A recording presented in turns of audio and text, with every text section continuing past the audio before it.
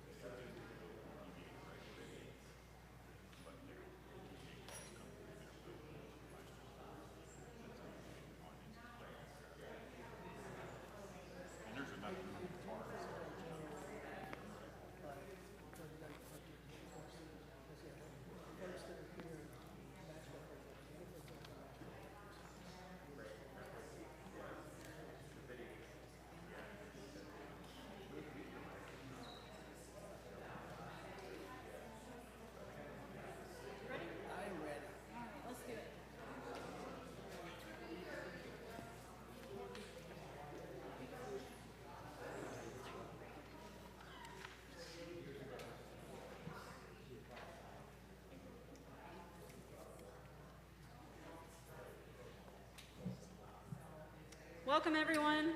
Can folks hear me okay? Yeah? Woo! Sounding good? Yeah, all right. My name's Bree Nicely. I'm with Appalachian Voices. We are one of the co-hosts for today's People's IRP hearing. Other co-hosts include the Southern Alliance for Clean Energy, Energy Alabama, Sunrise Nashville, Center for Biological Diversity, Climate Reality Project, Memphis and Nashville chapters, and Vote Solar. But this is really your hearing.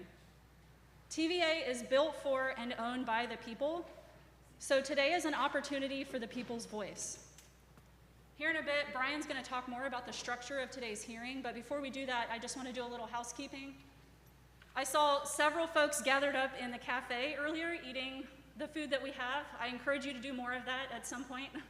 I think if you walk that way and to the right, or just to the left. Just to the go left, out okay. And then to the left, and it's more or less right over there. Right. If you go that way, you will find the cafe. The restrooms are also over there. So please feel free to go get some food. We have a lot of drinks, coffee, things like that for you.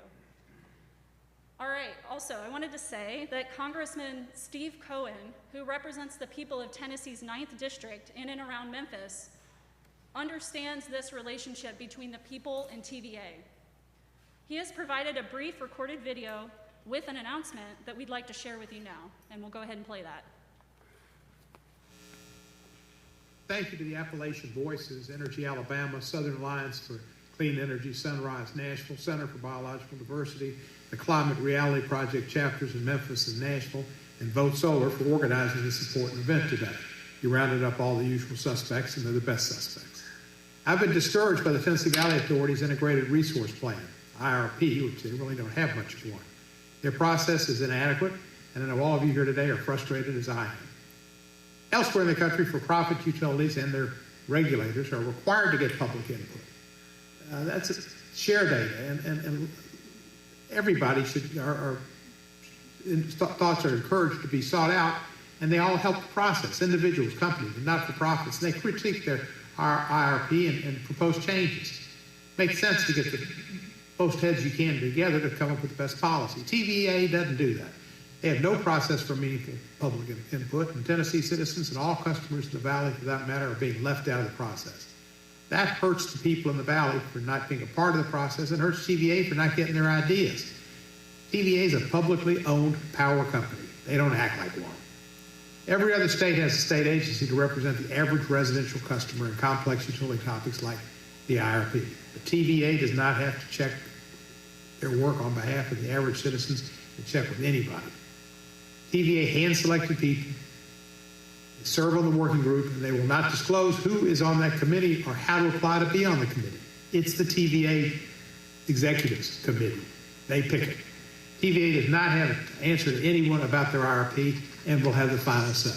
That's the way it is at TVA right now. And it didn't used to be that way. When it was founded in the 30s, Franklin Roosevelt, the New Deal, it was your utility. But now it's not. It's their utility.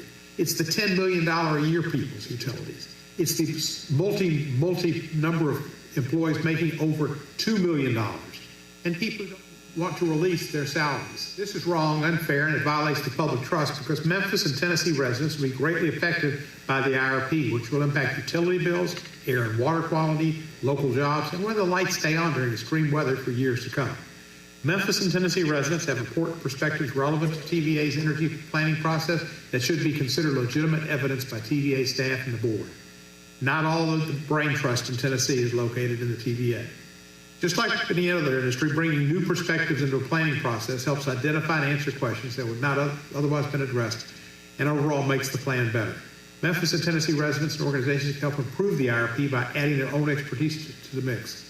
That's why I plan to introduce the TVA Increased Rate of Participation Act, or the acronym TVA IRP Act, to ensure meaningful public participation in this process. My bill will ensure TVA considers factors such as resilience, extreme weather risk, and impacts to public health. It will also require that TVA provide to the public the detailed modeling assumptions used in developing their plan, including costs and strengths in the model 100 days before the release of the plan. My bill will also help improve governance, transparency, and accountability of our nation's largest public provider, and will mandate that they take your voices into consideration as they chart out their compass for how to best meet forecasted energy demand in the coming decades. TVA exists to serve the people of the Tennessee Valley, not the shareholders, not the executives and the officers of TVA, but the people that live in the Valley, and TVA should welcome that input. As I continue my work in Congress, I'll continue working to hold TVA accountable. I have from day one and will continue till my final day in Congress. I look forward to hearing from the expert witnesses here today, Dr. Elizabeth Stanton, Taylor McNair, Peter Hubbard, and Taylor Allward, and I look forward to a robust community discussion and listening session led by my friend, State Representative Justin Pearson. Thank you for all being here today and fighting to make your voice heard in this important process. This is Steve Cohen.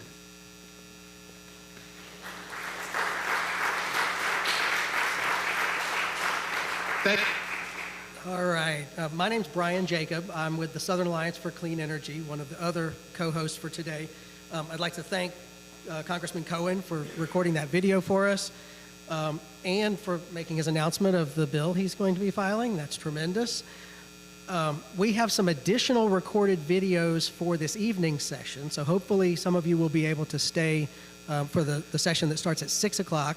And Congressman Cohen actually mentioned that Justin J. Pearson will be here in person as well for that, so I hope you'll be around for that. We do have another special guest here with us today. Ann Davis is a member. Oh, there. All right, now it sounds better. Ann Davis is on the board of NES, Nashville Electric Service, and has an announcement that she'd like to make before I continue. So come on up, Ann.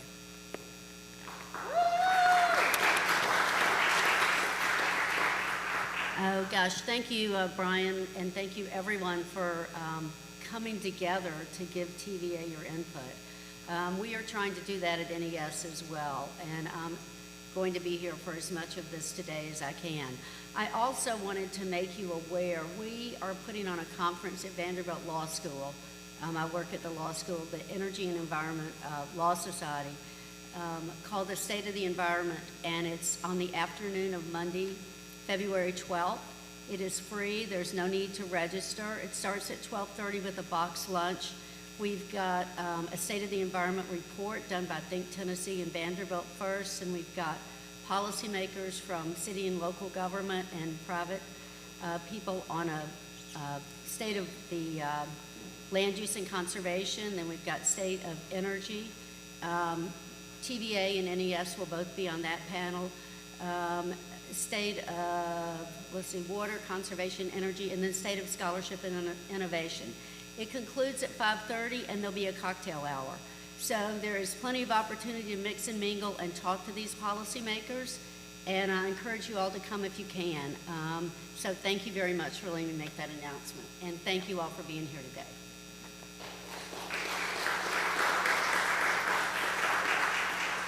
Okay, I'm back again. I've got a couple other things that I want to set the stage with before we get today's formal hearing proceeding underway. So a little bit of background.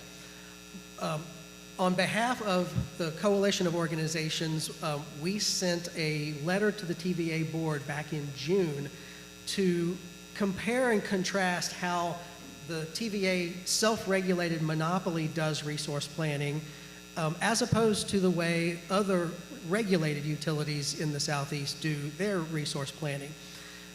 Then separately from that, in November, we sent a formal petition to the board that, number one, established that they have not just the authority to host a public hearing, but we argue that they have the duty to host a public hearing on matters such as resource planning. And number two, we formally petitioned to intervene in that process. Now, TVA and the board have not committed to hosting a public hearing, so here we are. We're doing their job for them. They can thank us later. Instead of an administrative record, today's proceeding will establish a public record. But we do want it to be as official as possible, so we've invited Ted Thomas, the former chairman of the Arkansas Public Service Commission, to chair our hearing today.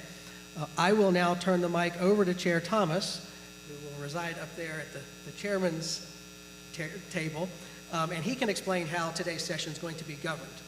Chairman Thomas, the floor is yours.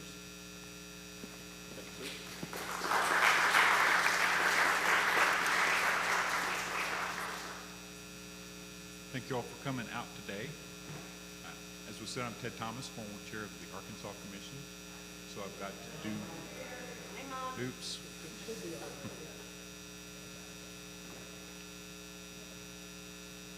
Hello, is it working better now? Okay.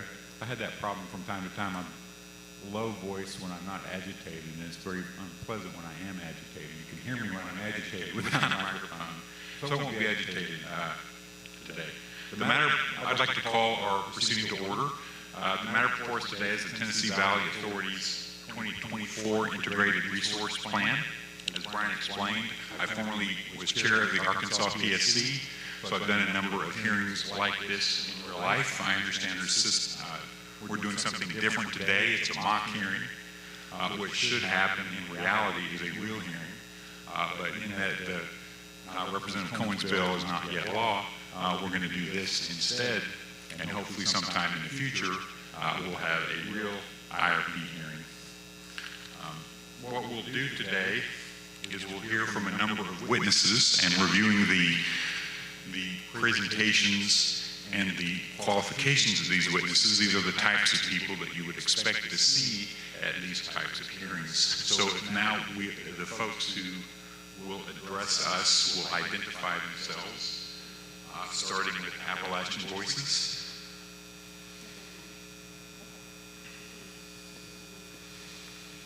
All right, I hope folks bear with us. This is the first time a lot of us have done this. So, but my name is Bree Nisley, and I am here on behalf of Appalachian Voices. Other folks who are going to be called, make sure you come up to the mic and say your name. On behalf of Energy Alabama.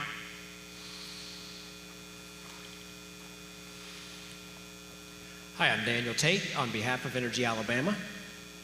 On behalf of Southern Alliance for Clean Energy. Brian Jacob on behalf of Southern Alliance for Clean Energy. On behalf of Sunrise Nashville.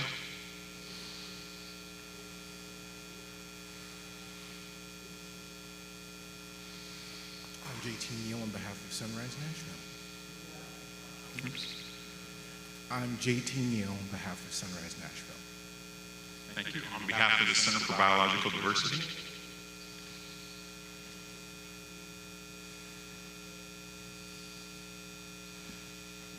Gabriela Sari Tavar on behalf of the Center for Biological Diversity. And finally, Vote Solar.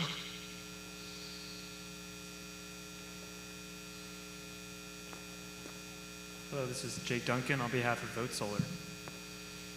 Thank you all for your efforts to put this on. We will now proceed to hearing testimony from the appointed witnesses. We'll have 3 that are in person that will go first, and then we'll have 1 virtual person who will go forth. I understand some of, Dr. Stanton, I think, was there an introductory process for her? My name is Bree Nisley, and I represent Appalachian Voices. I'd like to call Dr. Elizabeth Stanton to testify.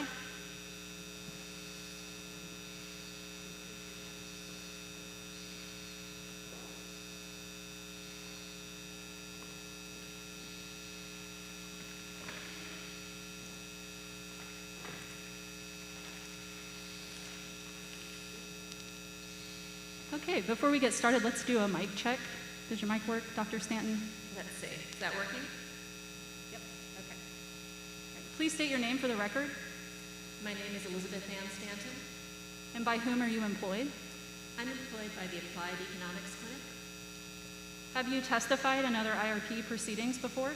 I have. I've testified in several in the state of Indiana, in Puerto Rico, and in related electric planning cases in a number of different states. Florida, Minnesota, Ohio, Pennsylvania, several states in New England, as well as the District of Columbia. Great. Do you have any materials or exhibits to accompany your testimony today? And if so, have those been provided in advance? No, I just have a summary that I can provide afterwards. Thank you. Mr. Chairman, with your permission, may the witness summarize her testimony? Yes, please summarize your testimony. Thank you. Today, I'm testifying about the structure of TVA's IRP proceedings. Is this still working? I see. Are we good with the mic? Is that a little better? I'm trying to get closer to it. You just got to talk way closer. This is about as close as I can. Wait. Yeah, okay. That is close. I think I need to mute this. Better? Yes, I got an unmute button. Yeah, just leave that muted until we get to the line. All right, I'll keep pushing this back up because it's falling down. Oh. So today I'm testifying about the structure of TVA's IRP process and how it compares to IRP proceedings in other jurisdictions. To begin, I'll give an overview of what IRPs are and what their purpose is. An integrated resource plan, or IRP, is a study used to determine how an electric provider can best meet forecasted customer electric demand over a set period of time. IRPs consider supply-side resources like central power plants and renewables, demand-side resources like energy efficiency and distributed generation,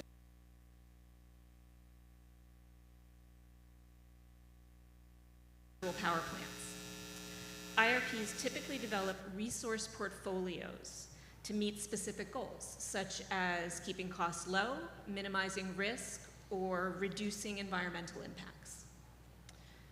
The resource portfolios are plans for specific resources to be run, built, or retired. Also for resources to be purchased, all to meet customer demand.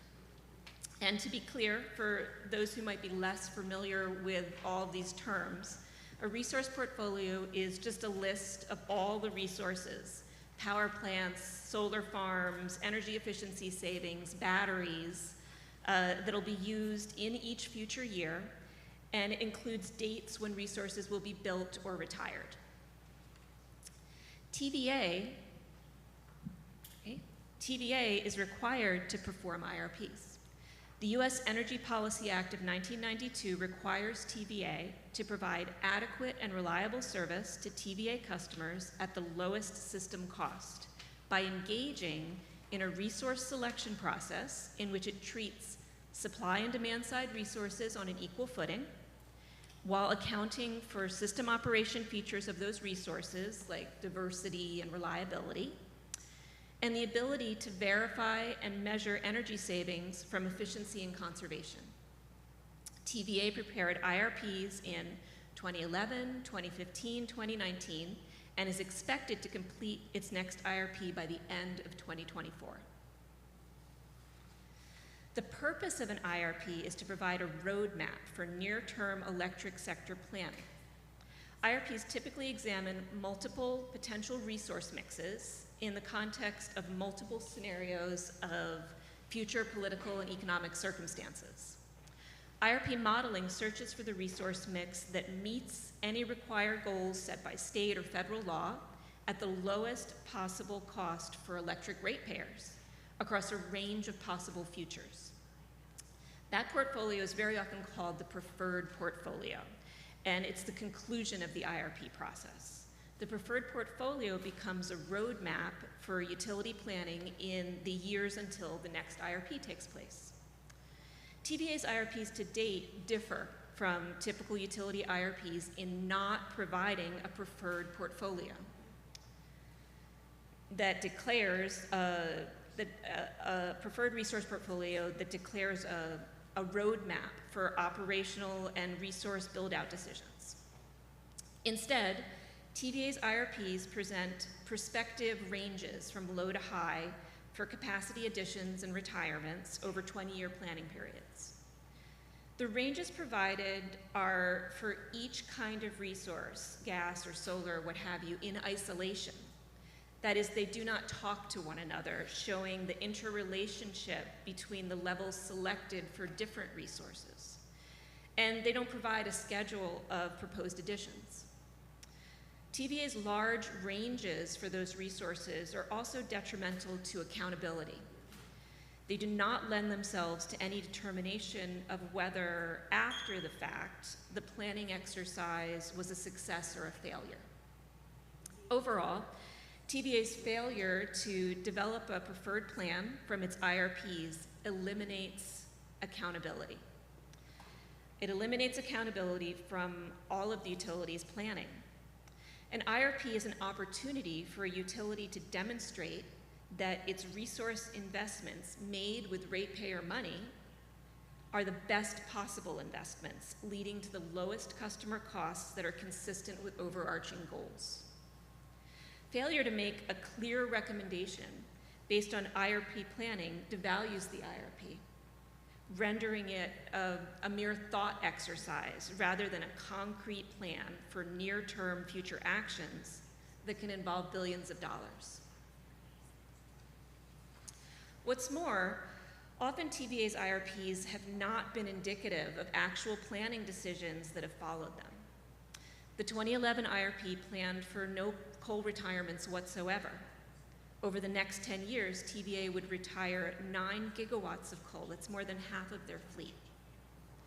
TVA's 2015 IRP again underestimated actual coal retirements. TVA's 2021 announcement of its goal for net zero emissions by 2050 made its 2019 IRP defunct.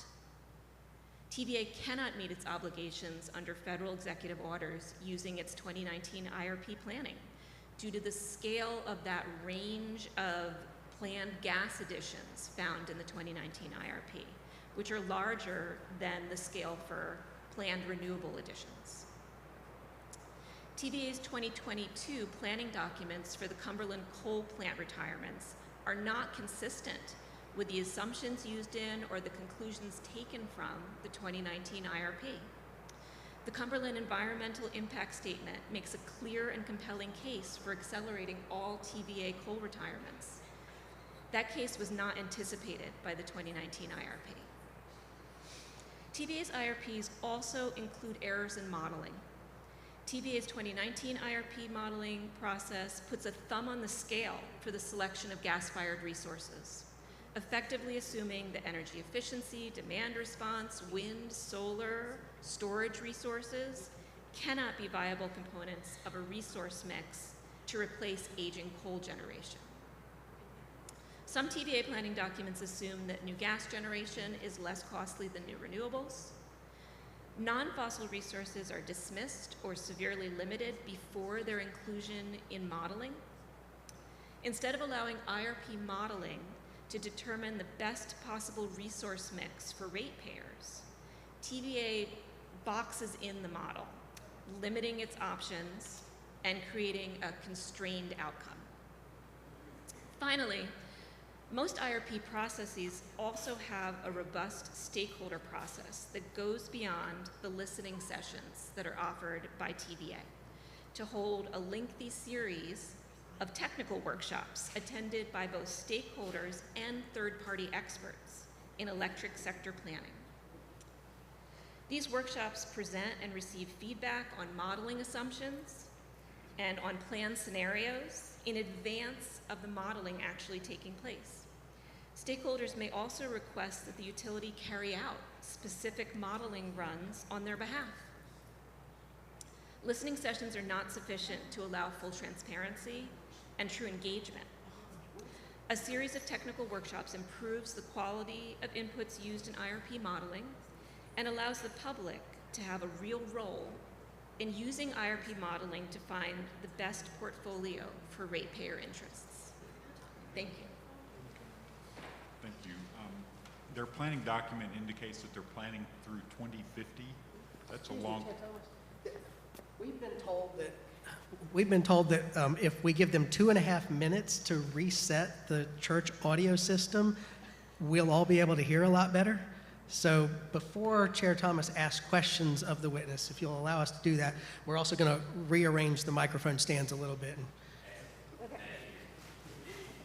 Just gotta get closer to me.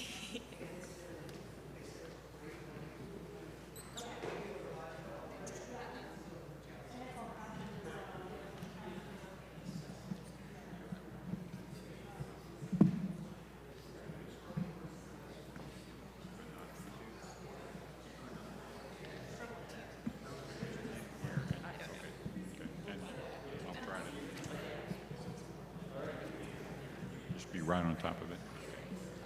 I'll try to do that. Yes, yes.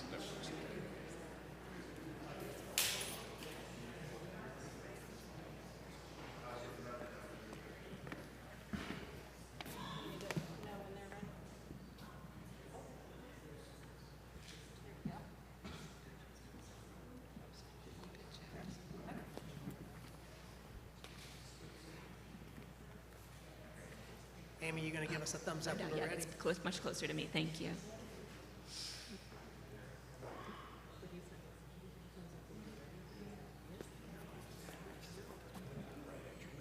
They're gonna have to rearrange the whole thing when somebody taller comes up here. Straight on it. Oh, straight on. Oh, okay.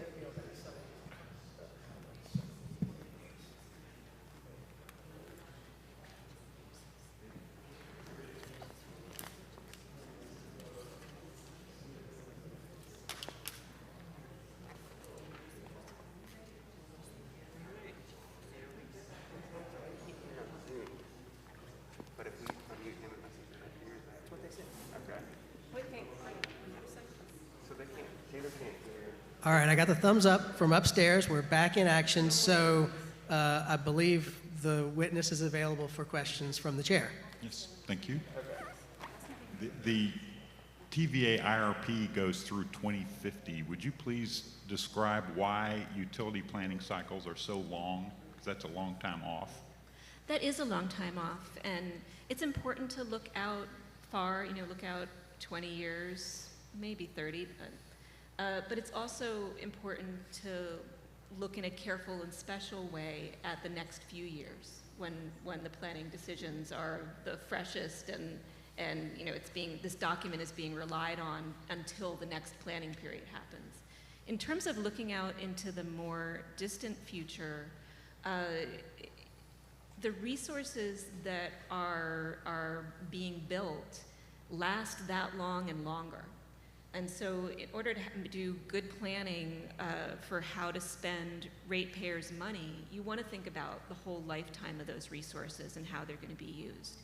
You don't want to necessarily be building resources that are not going to be useful in 10 years, but have a 30 or 50-year life.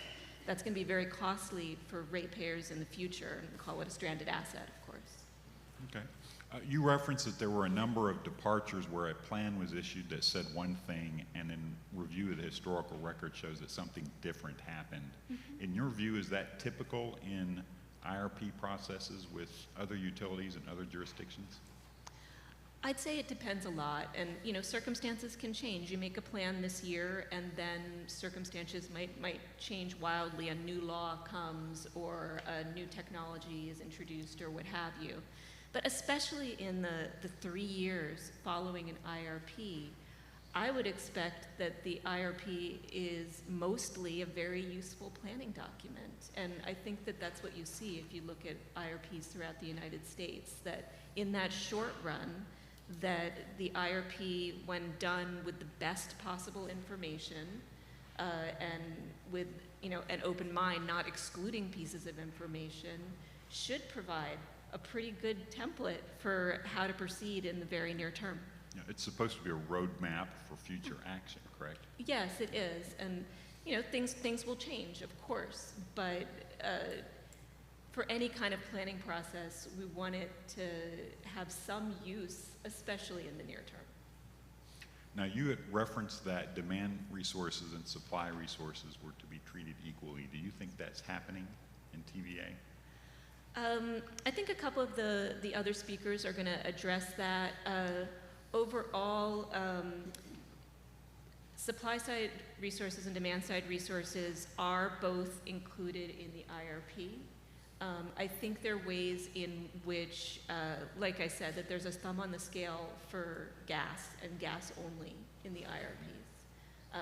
And the result of that is not just demand-side resources, but also renewables, and also your flexible peaking resources that are zero carbon are all taking a back seat and not being treated with that even playing field, where what you want to see is to lay out the facts as best they're known in this moment, to lay out those facts, and then the usefulness of an IRP model, the actual model itself, is that it can take all of those facts, sort through them, and look for a best answer, right? Where best here is meaning least cost. Okay. With respect to all source procurement, would you please describe that and how it could help TVA? Sure. So with I think I mentioned at some point all-source RFP. The idea here is that with an IRP, you want to start with an open mind and then collect the best possible information to populate your model with. So that's what's inside of it. For certain things, like the cost of building a new resource, the best place to get that model is in the marketplace itself, to look out and say, if we were actually going to build this resource right here, what would it cost? And so one of the best tools for that is for the utility that is running an IRP to issue an all-source request for proposals. And so they're asking private companies to submit bids, quotes for building whatever sort of resource would provide generation or would provide capacity or provide savings. And so that's what the all source means, that it's open. It's not saying, please send us all your gas bids or please send us all your solar bids. It's saying, please send us all your bids. What have you got? And in that way, opens up for new and different ideas for how to meet the gaps that exist. So then taking from the results of that RFP submitted by actual companies that are saying, we could do this, hire us, those prices and that amount of availability for the resources is then used in the model itself. And that can give the best possible accuracy rather than relying on price estimates that are national or regional or maybe well out of date and not really in the current context. Yeah, because modeling is inherently unpredictable. And if you have a real price, it enhances the quality of the model. Yes, exactly. Mm-hmm. Any other specific recommendations that you haven't covered for TVA? I have a few. I'd recommend a few changes for TVA's 2024 IRP process. TVA should be transparent about its assumptions and modeling inputs, both before the fact, before modeling occurs, and then after the fact, in terms of submitting a detailed technical report along with the IRP so that all the cards are on the table. Second, TVA should conduct an all-resource RFP, like we were just talking about, for new resources in order to get the most accurate prices and the accurate availability. TVA should select a preferred resource plan instead of just setting out ranges. It's that preferred resource plan that tells us what that clear roadmap is for those near future actions. TVA should set aggressive climate goals in line with the Biden administration's executive orders, and that would include achieving carbon-free electricity by 2035. TVA should plan to utilize the grants, the loans, and the tax credits in the Inflation Reduction Act. There's a lot available there, and TVA should be working with those resources. And finally, TVA should provide clear, detailed information on its solar and wind sources, including specifying which resources TVA itself owns. This is an area that's often very unclear in TVA's reporting, how much solar and wind there is and who actually owns it. So a clearer reporting on that would be very helpful. Okay. Thank you. Thanks.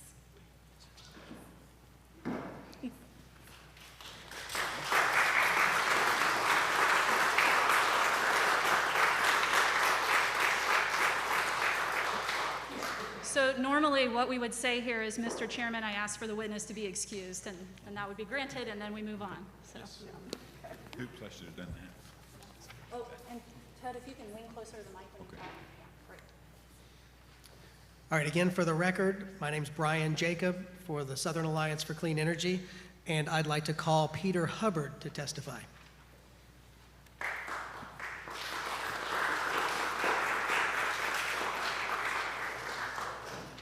I'd probably say that applause is a little unusual in the hearing, too. Peter, just lean into the mic when you talk. Yeah, thank you. Let me know when you're ready. All right. Please state your name for the record. My name is Peter Hubbard. By whom are you employed? The Georgia Center for Energy Solutions. Have you testified in other IRP proceedings before? I have. I've testified before the Georgia Public Service Commission and also written testimony before the Indiana Utility Regulatory Commission, and then also before the Puerto Rico Utility, the Regulatory Authority. Do you have any materials or exhibits to accompany your testimony today? I do. I have a few exhibits that will be displayed on the screen. Perfect, thank you. And have you prepared a summary of your analysis to share today? I have. Mr. Chairman, with your permission, may the witness summarize his testimony? Yes, you will. Yes, you may. Thank you very much. I'm here today. I'm very appreciative of the opportunity to speak to you. The previous expert witness covered kind of the ground around integrated resource planning. What I'd like to do with my testimony is provide a view of the over-reliance of TVA on gas-fired capacity and talk about some of the risks related to that that aren't being captured in the current integrated resource planning process. So I'll begin specifically this testimony talking about the stated plan in the 2019 TVA IRP. I'll talk about some of the differences that have happened after that IRP, but before this next IRP, sort of the planning process that took place. And then I'll also talk about a lot of the different risks related to natural gas. Technology risks, reliability risks, price risks, and other things that I don't believe are being accounted for properly in TVA's IRP. So let's start with the plan for new gas-fired capacity. In its last IRP in 2019, TVA announced firm plans to build 2 gigawatts of combined cycle gas capacity and 1.5 gigawatts of new combustion turbines by 2028, and then to also retire some assets as well.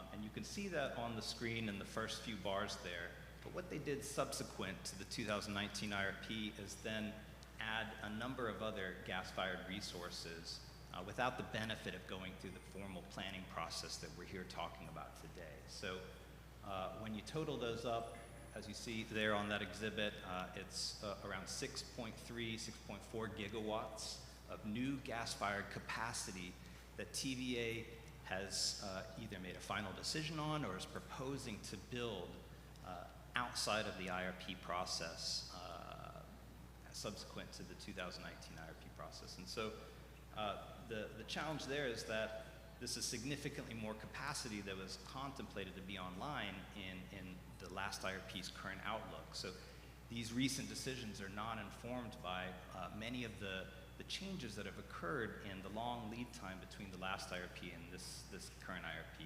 We'll talk about one of those key things in a moment, and that's the Inflation Reduction Act and the tremendous cost savings that come from that reform and those federal dollars. So I'd also like to just summarize a bit the process failures that took place that led to this embrace of TVA's natural gas-fired power plants. So in the, there's really a broad range of resources that were proposed in the 2019 IRP. The previous expert witness talked about how it wasn't really a plan because there wasn't a kind of a committed pathway in that IRP. It was a very broad one. And what that did was that allowed TVA, that left the door open for them to say, we could build anywhere between 18 gigawatts of new gas-fired capacity, or up to 18 gigawatts of gas-fired capacity in the next 20 years. And that would effectively be half of TVA's current fleet being replaced by gas-fired capacity.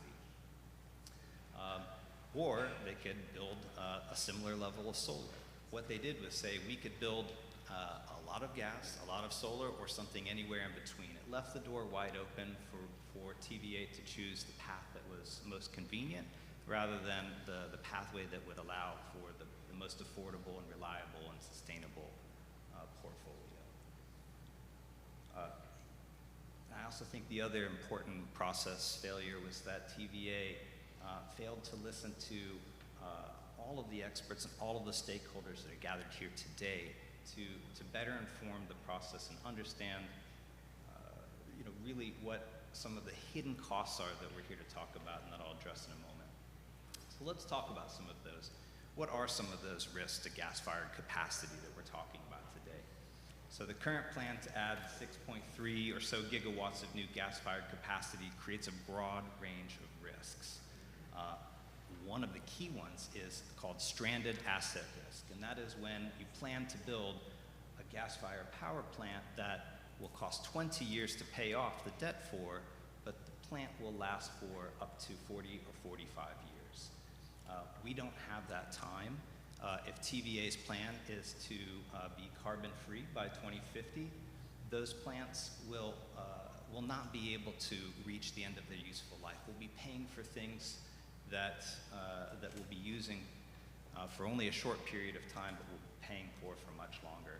That's called the stranded asset risk, and that's a serious risk that I think is being underevaluated in TVA's IRP process. TVA will say, well, there's opportunities to use other technologies like carbon capture and sequestration or co-firing with hydrogen you may have heard about.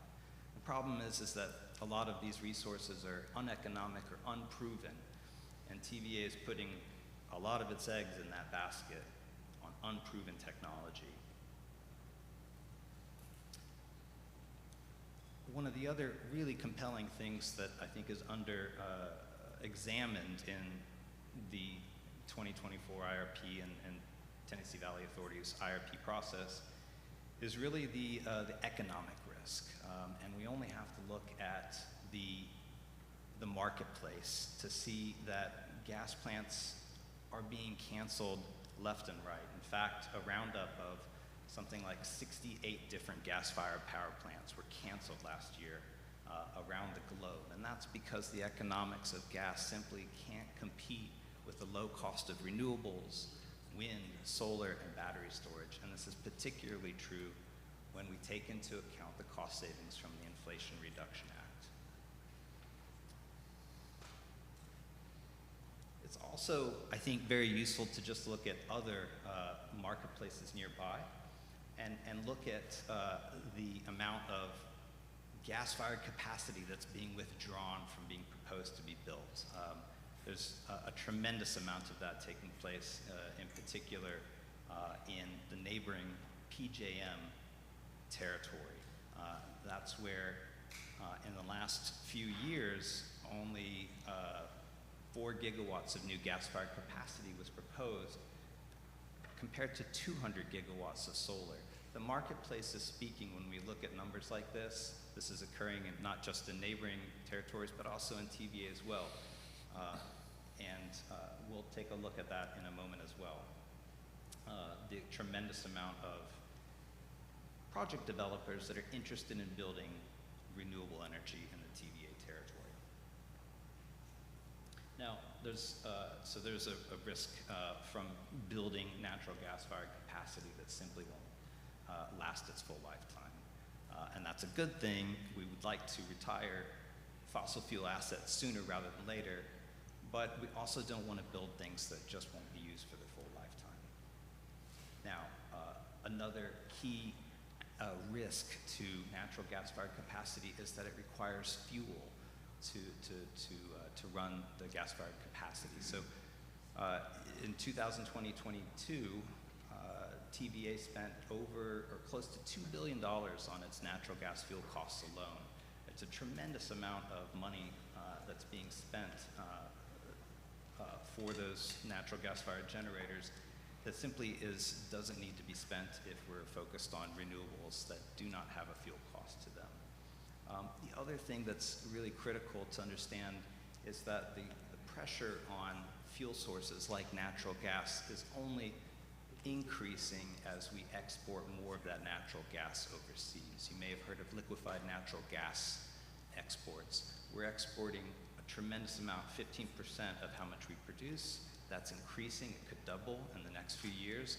And all that's going to do is as you send natural gas overseas, it puts upward pressure on prices here.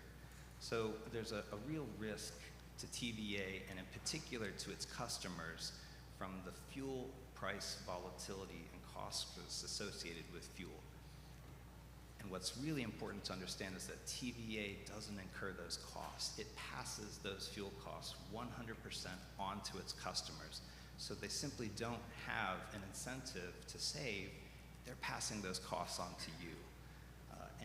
And that's a problem because as we saw in 2022, prices reached an extreme level in the natural gas market, and those costs were passed on to you, the ratepayer and the customer.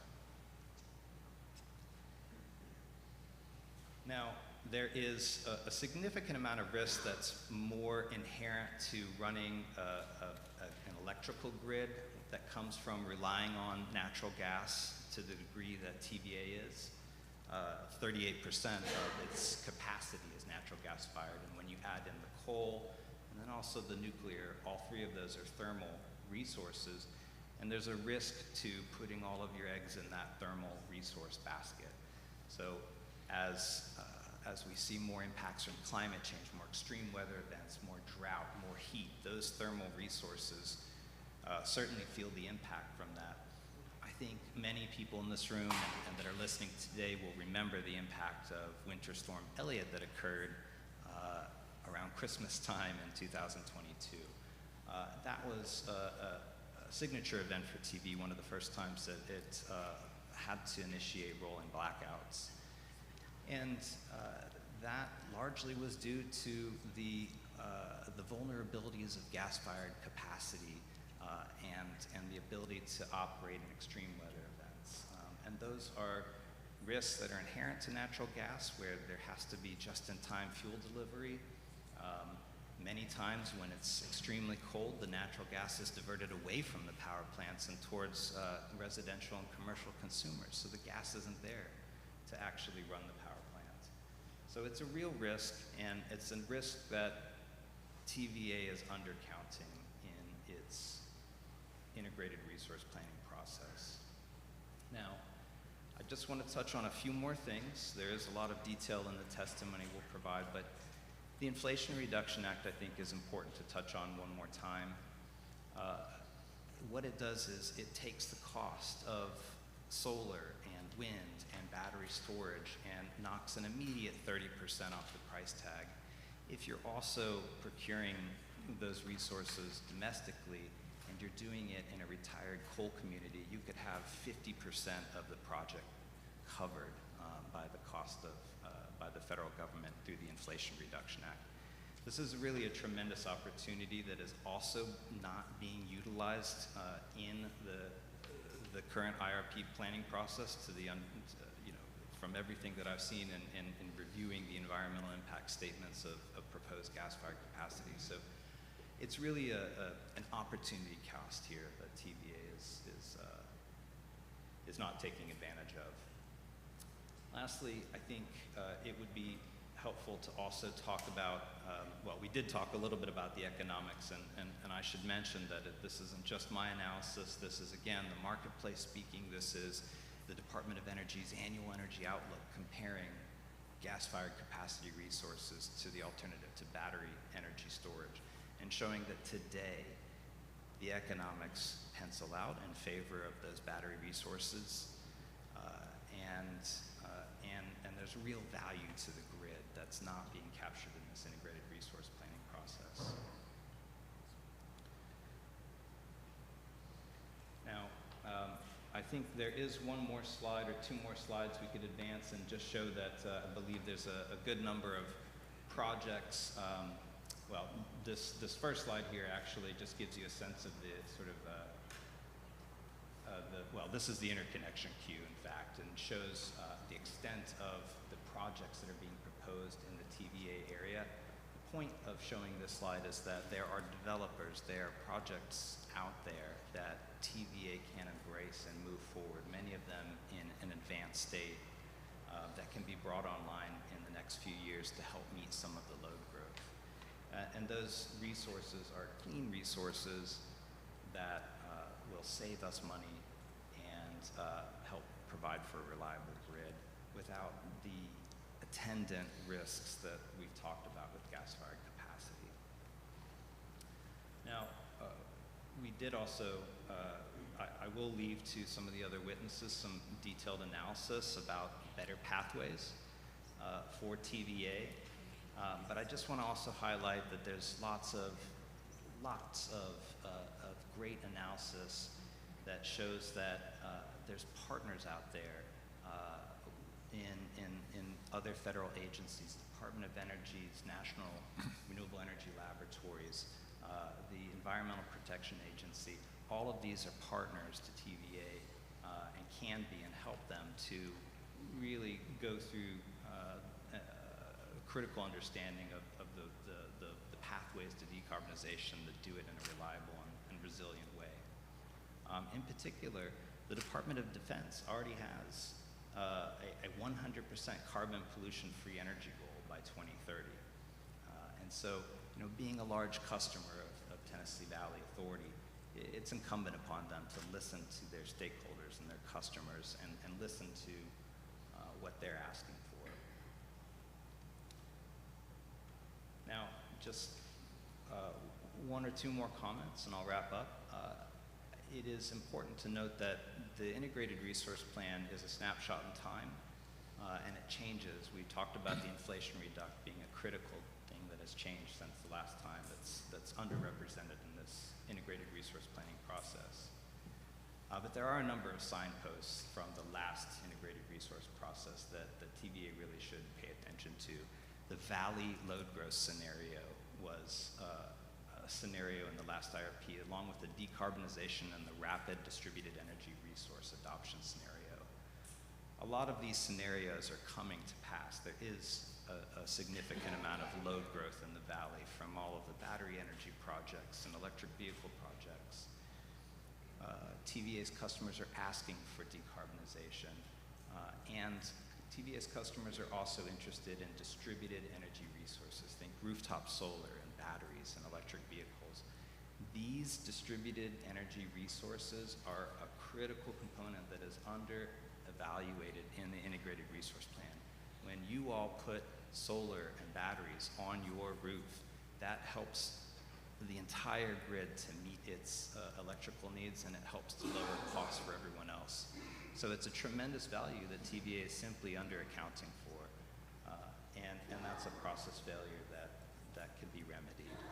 And it's another critical reason why TVA should include stakeholders and experts in its planning process. So I'll conclude with that and just really emphasize that, again, that distributed energy resources are a key resource that is underaccounted for. And then there's also an over-reliance of TVA on gas-fired capacity that's creating a host of risks, a few of which we've talked about today, that are just under-accounted for by TVA's planning process. And so, in conclusion, there's improvements to be made, and it's critical that TVA put the due diligence into its integrated resource process so that the best plan can be produced for TVA to reach its decarbonization goals. So that's it, and I'm open to questions. Thank you. Thank you. Now, these folks here don't get a bill from TVA, but how do TVA costs find their way into the bills that they do get? A good question. TVA is really the wholesale generator that then sells most of its energy onto the local power companies, the LPCs, who then distribute that power directly to you, the customer. And when TVA's cost to produce that wholesale energy rise because, say, the cost of natural gas rises, those costs are passed on to you, the customer. So it's an indirect way. The methane emissions charge, for example, that is something that came out of the 2022 Inflation Reduction Act. That is the first time that there is a charge on greenhouse gas emissions. That's not a direct cost to TVA, but those costs for the methane emissions charge, for any leakage that may come through the whole natural gas system, those costs will be reflected in higher costs for the fuel that will be passed on to you through higher electricity costs. How does resource diversity impact system reliability? I mentioned that 38% of TVA's fleet is gas-fired, and 76% of its fleet is thermal, so that's gas, coal, and nuclear. The challenge there is that if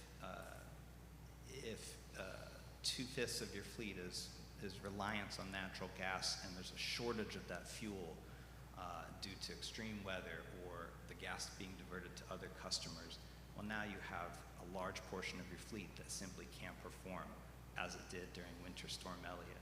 So by having an undiversified fleet that's over-reliant on one or two or three different technologies, and something happens to that technology that's correlated across those different power plants, it's a big hit for TVA.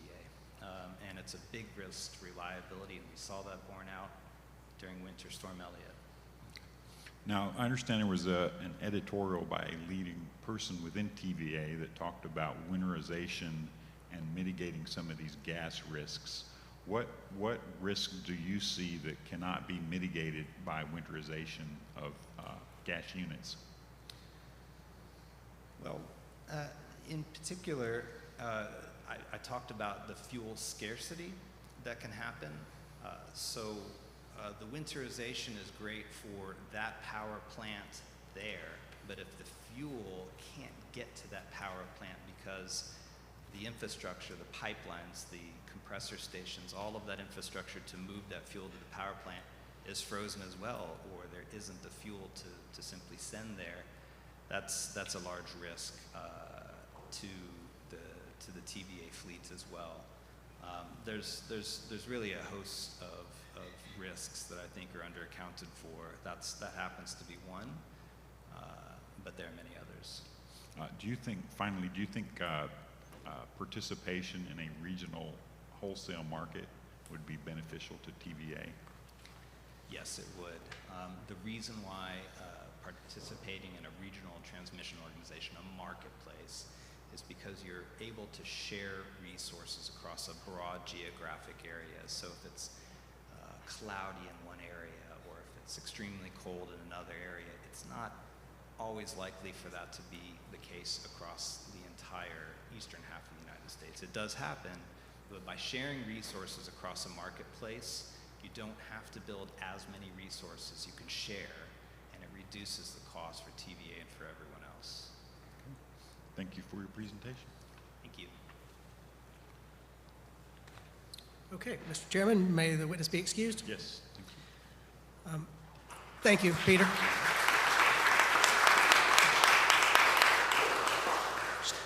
A housekeeping matter as well, Mr. Chairman. We are on schedule somewhat, so if you would like to have a break at your discretion, of course, now might be a decent time for that. Oh, would y'all like a break or keep rolling? I think I'm seeing more keep rolling than take a break. Okay. And for all of the speakers, try to keep the mic around 6 inches from your mouth.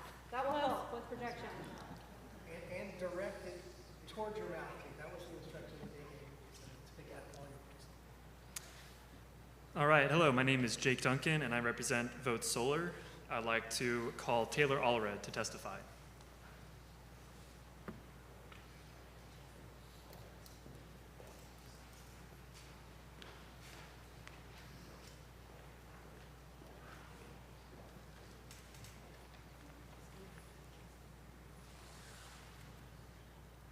And you can adjust that mic as needed, Taylor. Thank you.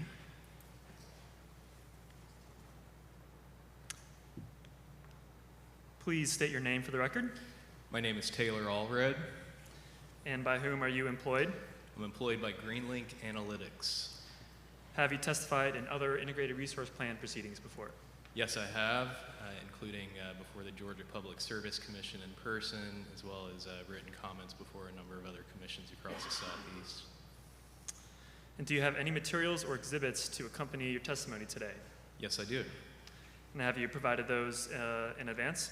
I have, and at this time I invite Ms. Lawhorn to bring up my slide deck. Wonderful. And have you prepared a summary of your analysis for today? I have. Great. Just quick, how's the volume for everyone out there? A little louder. A little better? Okay. All right, Mr. Chairman, with your permission, may the witness please summarize his testimony. Yes, you may. Thank you, Mr. Chairman.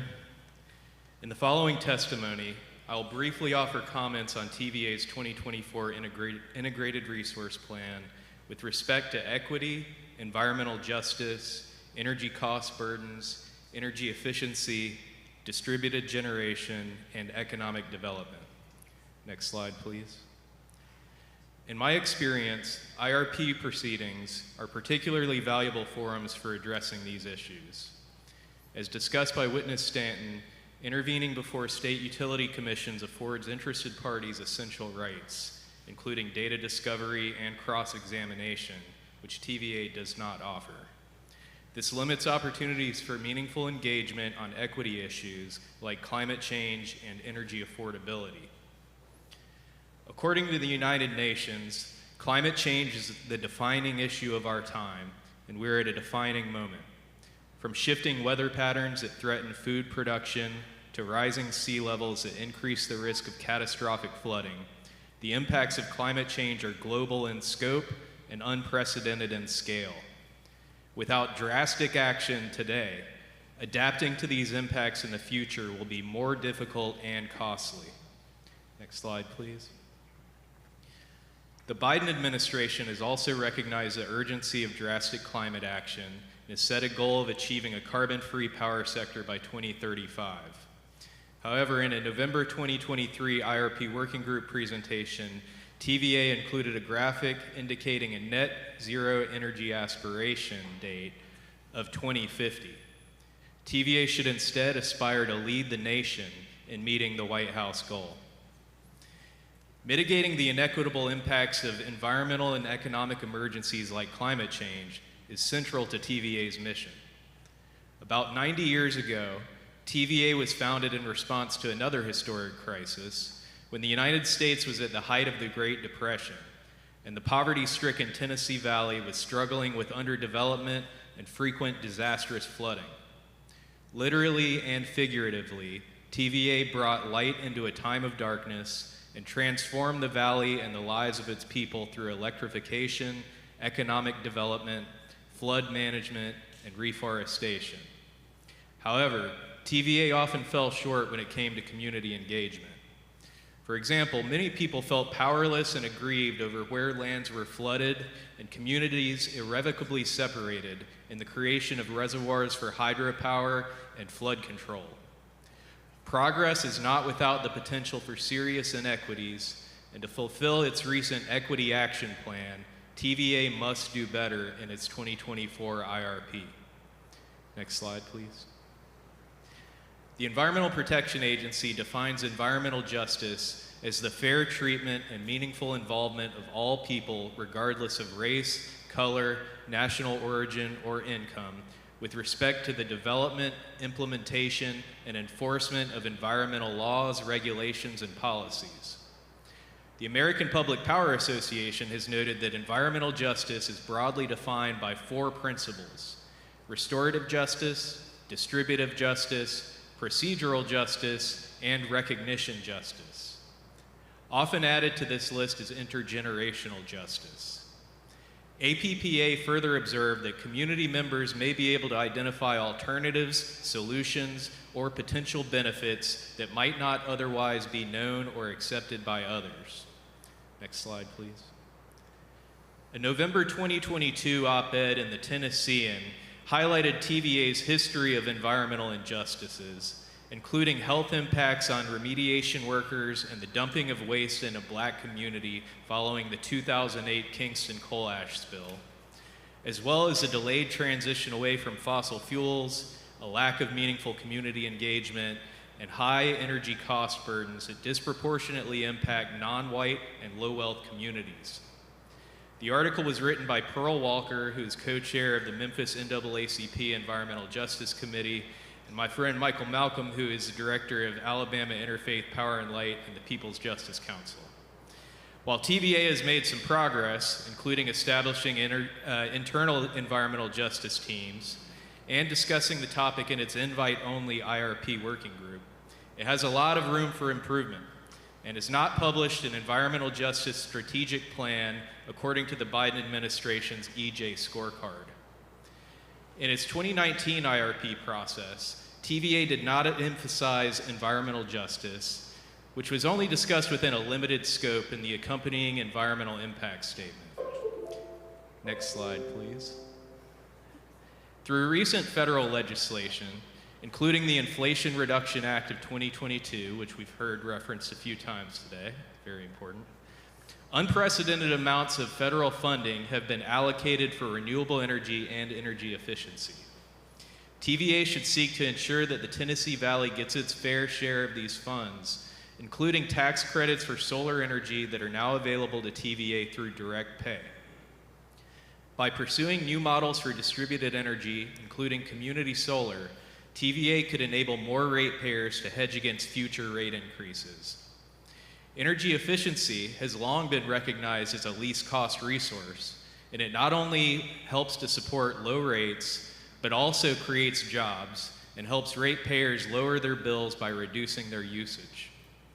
TVA's mission requires it to balance the provision of low-cost power with environmental stewardship and economic development, and its IRP model should value all the benefits of energy efficiency, not just low rates.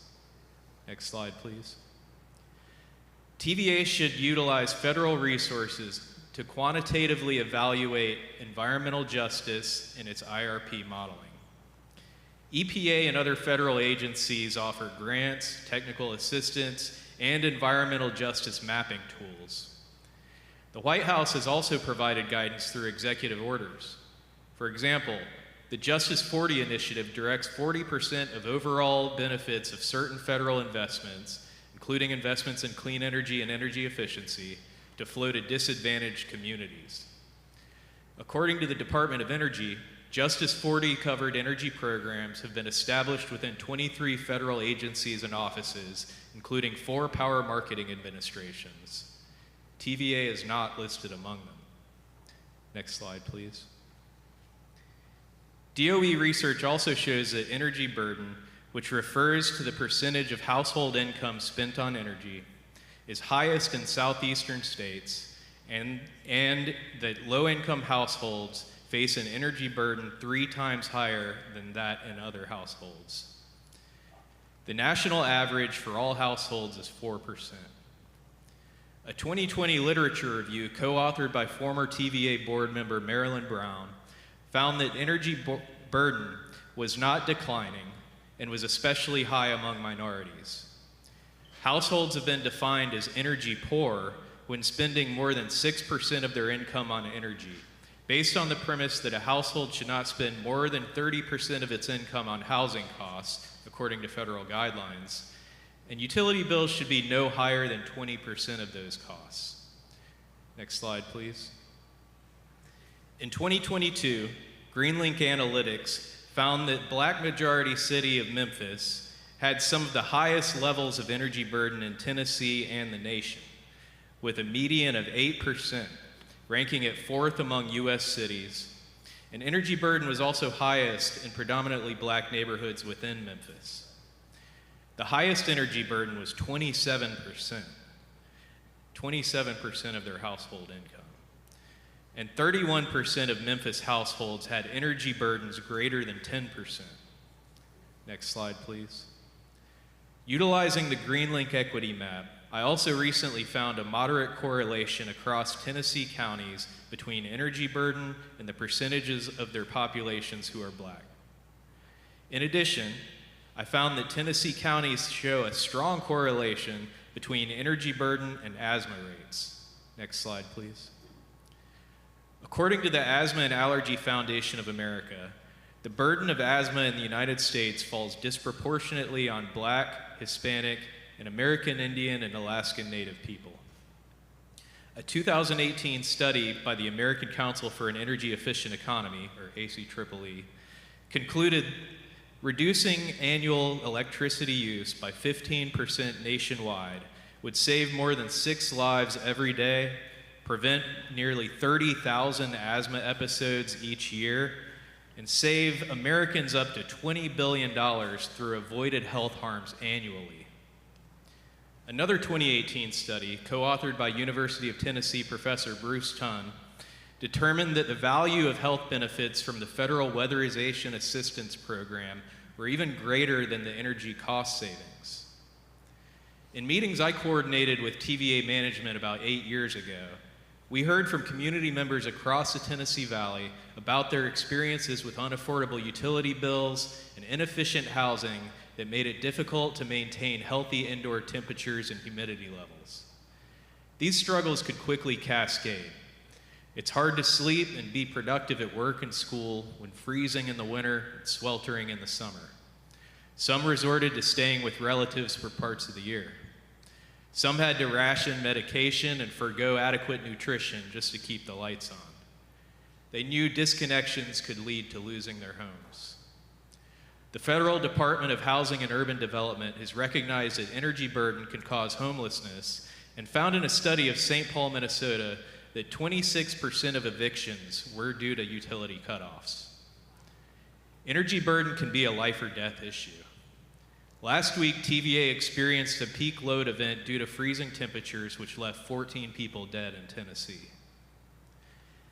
Equitably addressing energy burden intersects with each of the core principles of environmental justice.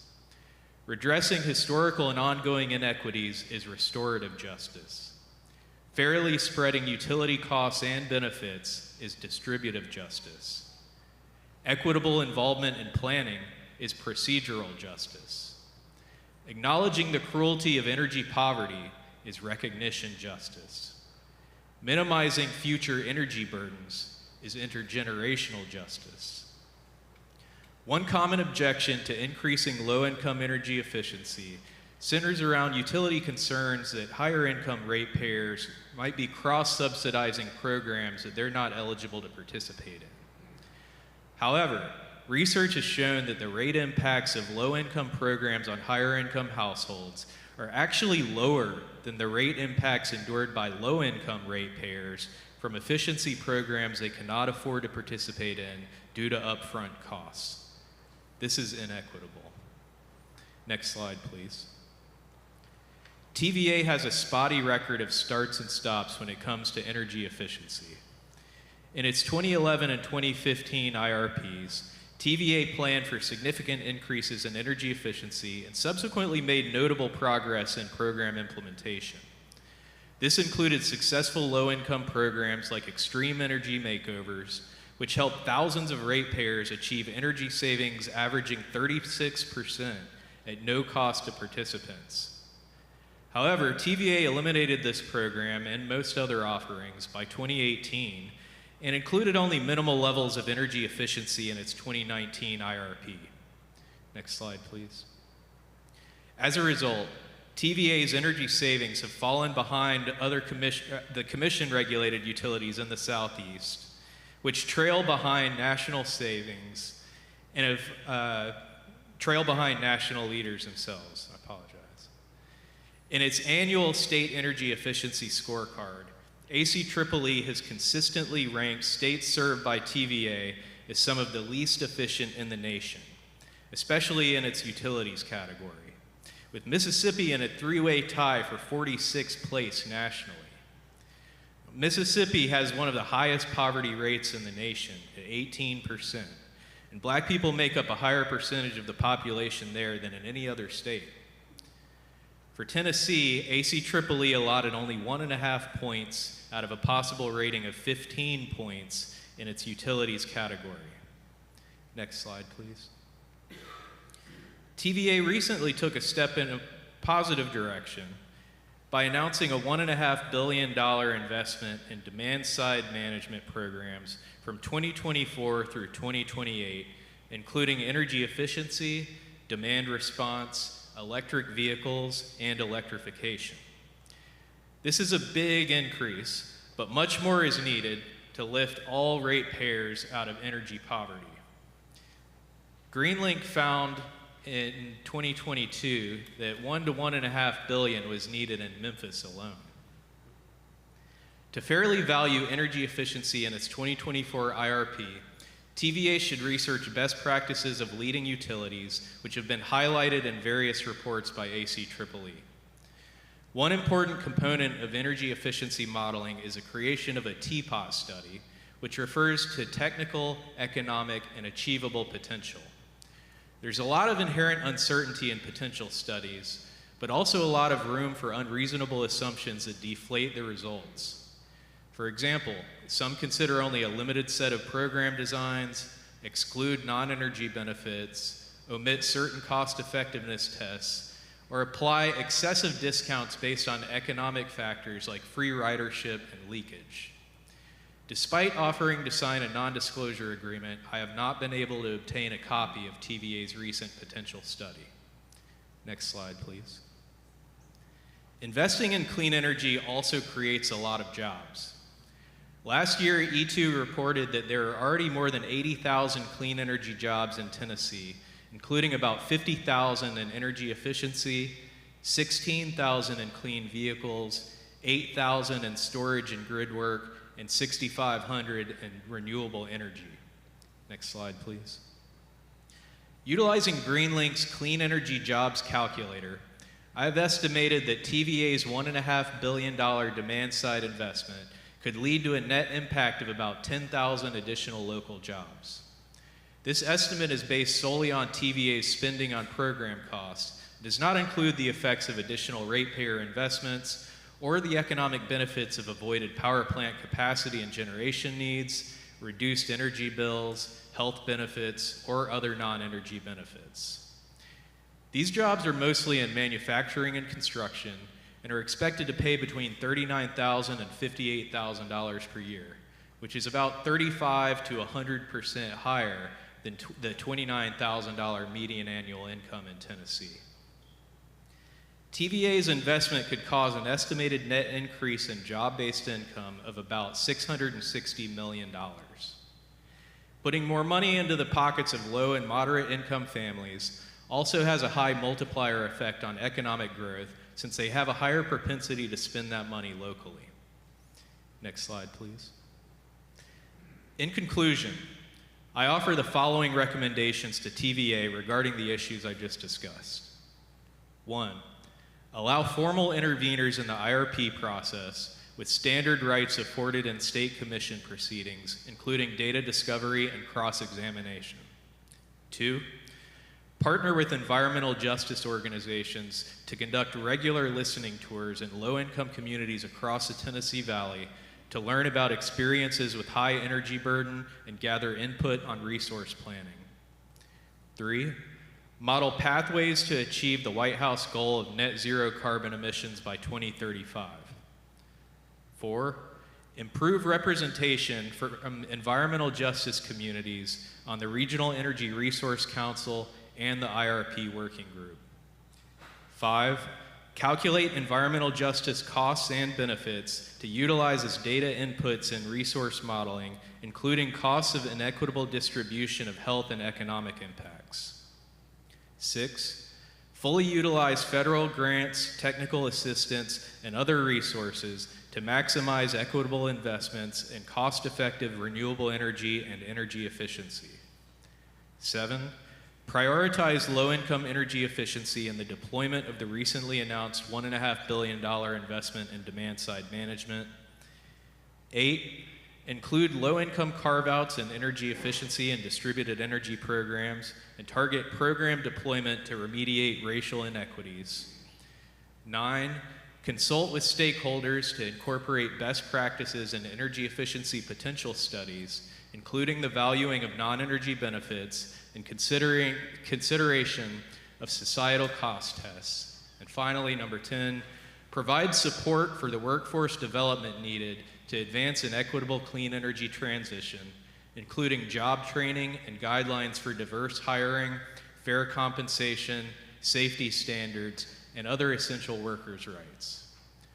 To uphold its mission and fulfill the goals of its Equity Action Plan, TVA must improve stakeholder engagement. If TVA includes more voices, it will benefit both TVA and the diverse communities of the Tennessee Valley. TVA will gain valuable insights and improve community relations. Communities will gain greater opportunities for relief from energy burden and environmental injustices, which they understand better than anyone. Thank you. Thanks, sir.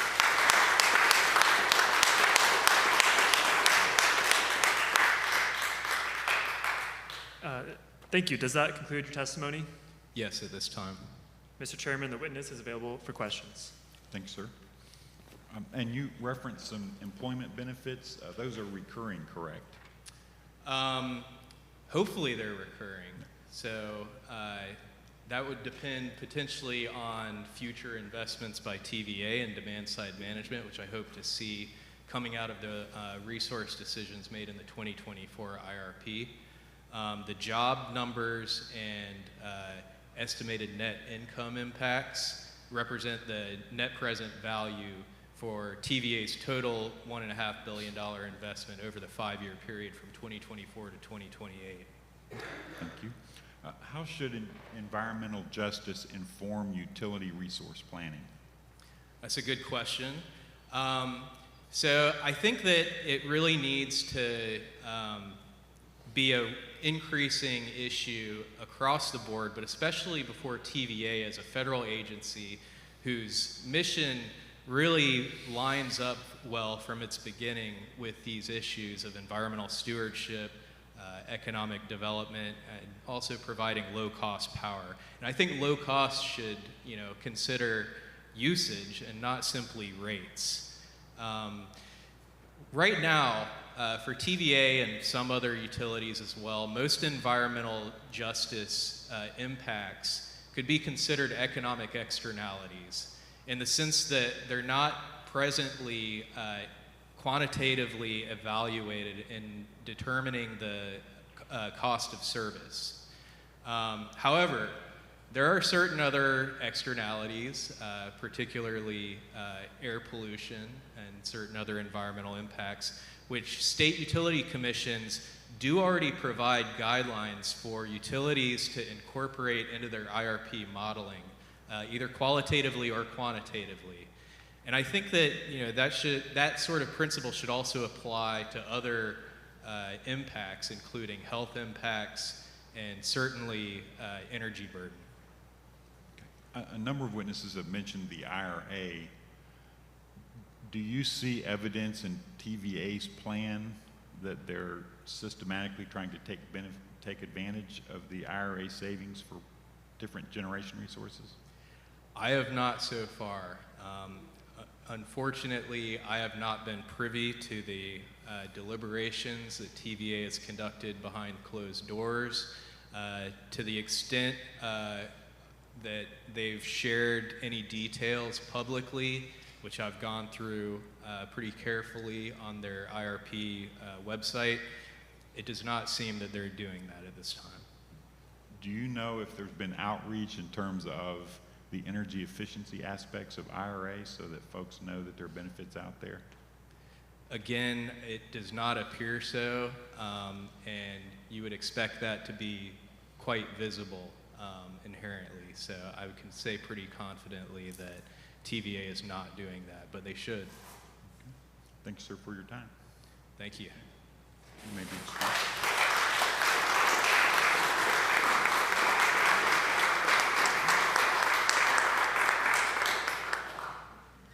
Mr. Chairman, because our final witness is virtual, remote, we're going to need a few minutes to kind of restructure a few things for that. Okay. Well, do we want to take 10, hit the snacks in the loo, as the Navy people say? 5-ish. Does 5 work better? Okay, we can take 5. Folks want to grab a snack. Yep, sure. Be back in 5 minutes. Okay. So how are we still? I just don't want to lose people online. So they're wanting the laptop. So yes, I think they want us to move this over here, and then Ted's going to have to stand. Or sit and then stand up for questions. Okay. After this,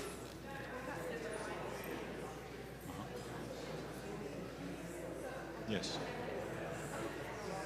That's fine. Okay, yeah, whatever you do. Yeah. Is the mic, isn't there still going to be an echo? No, it's just like, the only reason we can't see this is we're getting our Zoom audio off of that. So if he spoke into that through Zoom, it would have been broadcast in the room with a delay. Got it. So can you just tell us what we're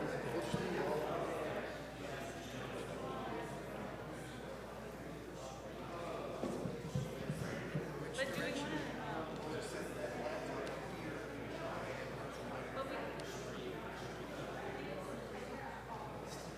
you know, honestly, should we put Ted right here?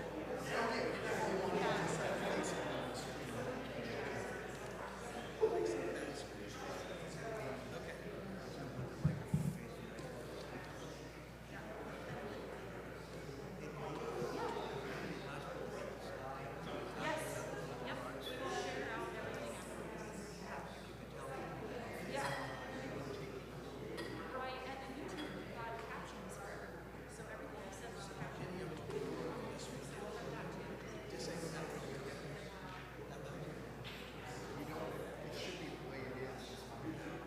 Ted's going We'll just change this.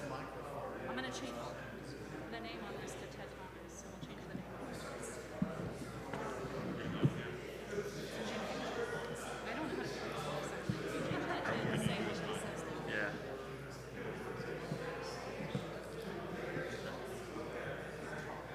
Of course I can do that.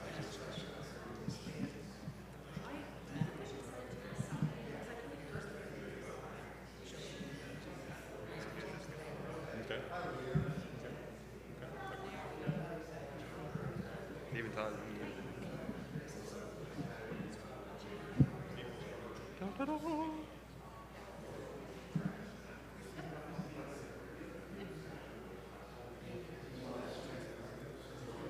Yes. So. Yeah. Taylor, can you hear us now? Could you come off mute? I can hear you. Can you hear me? Yes. Sounds good. Thank you. So I should turn the video on here too, yeah? No. So he can see.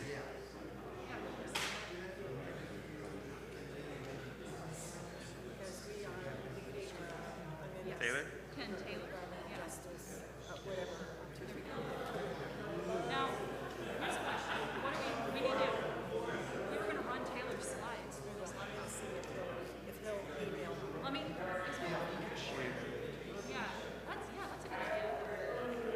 Let me test the screen share here.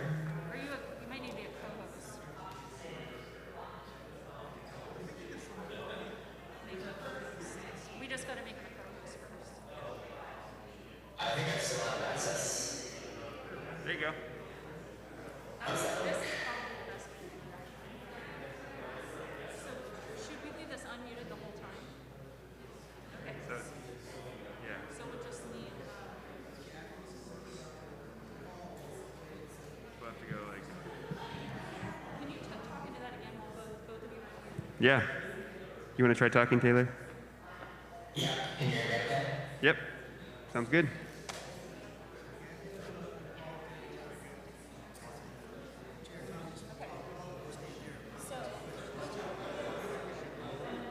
Yeah, that's what I think. Somewhere in there should be okay. Yes.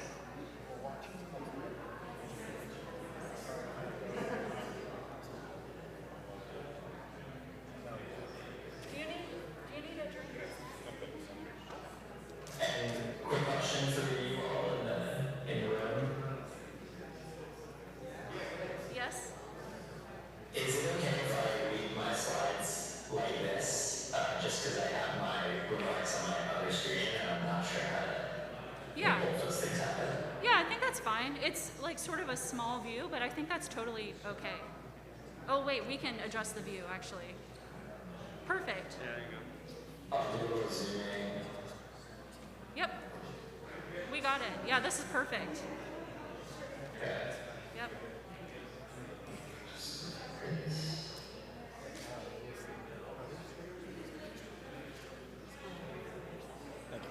Okay, and if you need to make any edits right now, Taylor, just know that the whole room can see you, but that's okay. No big deal. Yeah. Okay, cool. All right, we're still on a short break, and we'll come back here in a couple minutes. Okay, sounds good.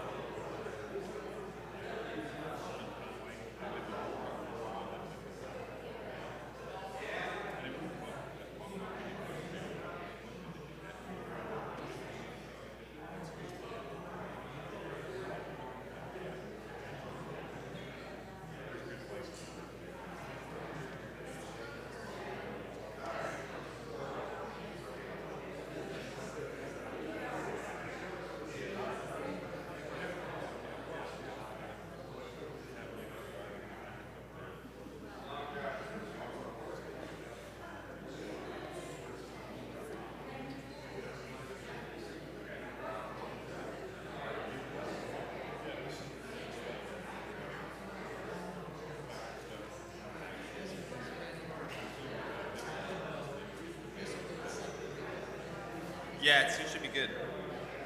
We're just about to get started, Taylor.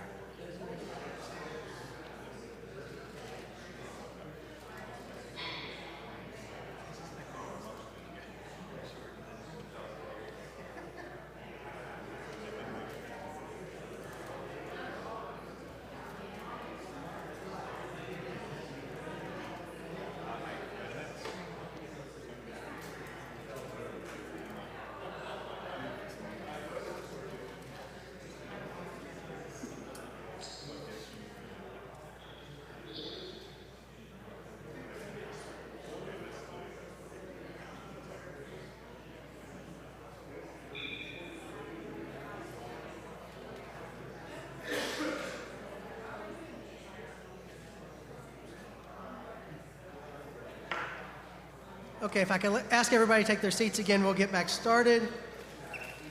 I do have one announcement to make as well. The organizers would like to take a photo at the end of today, or the end of the afternoon session. So anybody that can stick around after the hearing adjourns, we will take a group photo. We'd appreciate that. Are we still on the record? I believe we're going back on the record for the hearing part now, and so the next party can be called.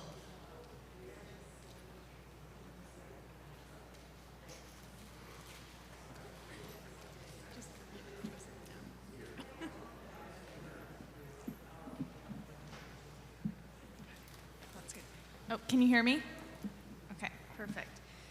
My name is Gabriela Seri Tabar, and I represent the Center for Biological Diversity. I'd like to call Taylor McNair to testify. Please state your name for the record. Taylor McNair. And by whom are you employed? Good luck. Have you testified in other IRP proceedings before? No, this is my first. Do you have any materials or exhibits to accompany your testimony today? And have those been provided in advance? Yes, they have. And have you prepared a summary of your analysis for today? I have, yes. Mr. Chairman, with your permission, may the witness summarize his testimony? Yes, you may. Okay, thank you, Mr. Chairman. Again, for the record, my name is Taylor McNair. I'm the program manager for Lab. We are a national nonprofit that provides technical assistance to policymakers, regulators, and clean energy advocates on the clean energy transition. So we heard today already why integrated resource planning is important. It presents an opportunity for utilities and stakeholders to understand the energy needs of the community, to develop a set of metrics and inputs to achieve those goals, and then help prepare near and long-term risks and challenges.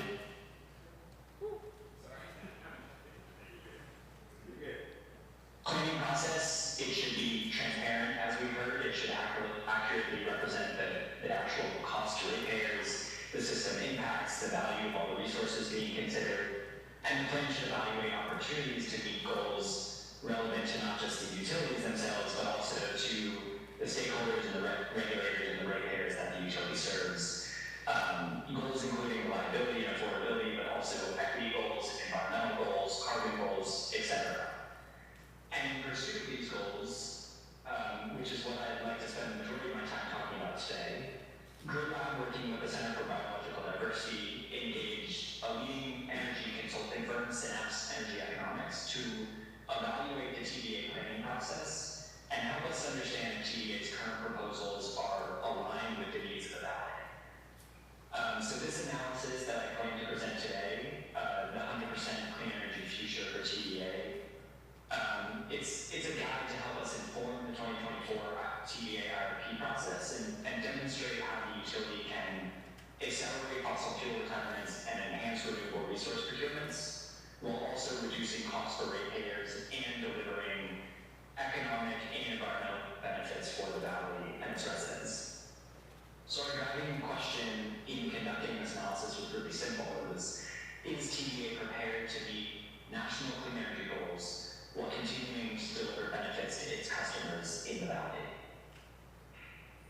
So what do we do here? Synapse, in consultation with community stakeholders and environmental groups, including many of the organizations represented today, conducted an analysis of TVA's resource generation mix using what's known as electric sector capacity expansion and production cost modeling. So Synapse used the Encompass modeling tool, which is the same tool that TVA is using right now to perform its own 2024 IRP. And in conducting the analysis, Synapse developed two core scenarios to help us compare to what TVA is doing. So the first of which is a TVA baseline scenario, which models, basically a status quo approach utilizing the 2019 IRP as a benchmark, and then relying on updated assumptions to reflect, today's cost of generating resources, including the impact of the Inflation Reduction Act and sort of other recent developments. And then to contrast against that, we also evaluated what we call the 100% clean energy scenario. So this requires TVA to achieve 100% clean energy by 2035, while also increasing the demand side electrification of our buildings and our industry and our transportation sectors. We also look at a third scenario, sort of a sensitivity on that clean energy scenario, known as the ambitious DER scenario, which looks at a greater expansion of those demand side resources that we've already heard some folks talk about today. Things like rooftop solar, battery storage, and flexible loading. So those clean energy scenarios, they actually enforce a constraint into the model. And what it does is it requires TVA to reduce electric sector emissions by 80% by 2030 and then 100% by 2035 relative to 2005 levels. Whereas the TVA baseline scenario is status quo, as I mentioned, so there's no emissions constraint. And then beyond those constraints, we attempt to make the scenarios as identical as possible in order to offer a really clear point of comparison between the baseline and the clean energy scenarios. We tweak a few features across scenarios such as energy efficiency measures, electrification, distributed energy resources, and things like that, which I'm happy to speak about in more detail. But by and large, we try to mimic these scenarios to give us a clear point of comparison. And then utilizing these assumptions, Synapse ran the capacity expansion and production cost models to evaluate how the resource mix changes over time. And then in addition to that, Synapse also performs additional analysis on the related impacts to that changing energy mix, including the jobs and economic impact, the rates and bills and energy burden impacts, and then the impacts to things like public health, water, and land use in the valley, to give us many points of comparison for how we can evaluate this IRP proposal. So in summary, we found that a 100% clean energy transition for TVA would deliver over $255 billion in economy-wide net savings for Valley customers by 2050. And the transition would support over 15,000 full-time job equivalent jobs each year and deliver over $27 billion in public health benefits relative to the baseline scenario. At the same time, TVA would reduce electric sector carbon emissions down to zero, while also reducing the energy burden that TVA ratepayers pay for its energy use. So our modeling really follows the basic IRP structure. If you were a utility, you would more or less be conducting a similar exercise as the one that we conducted here. And that begins with a bottoms-up load forecast in order to evaluate how demand for electricity is going to change over the study period. So in 2020, as you can see on the screen, electricity demand for the TVA region is about 164 terawatt hours.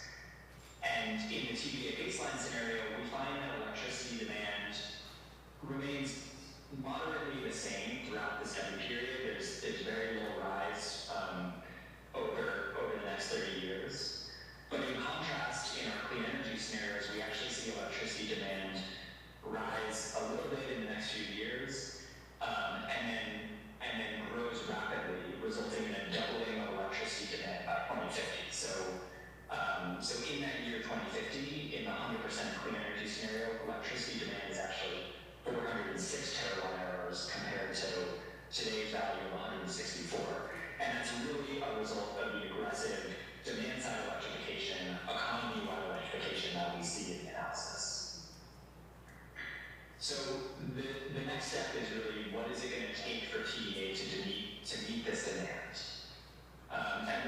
find is that as electricity demand rises throughout the study period, we find solar, wind, and battery storage ramp up considerably to meet the rising energy needs.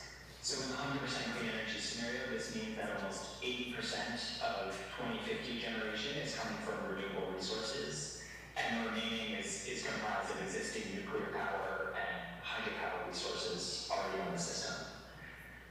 These clean resources come along earlier in the 100% clean scenario relative to the baseline scenario, largely because the fossil fuel plants retire earlier to meet the emissions constraint, so the renewable resources ramp up a little quicker.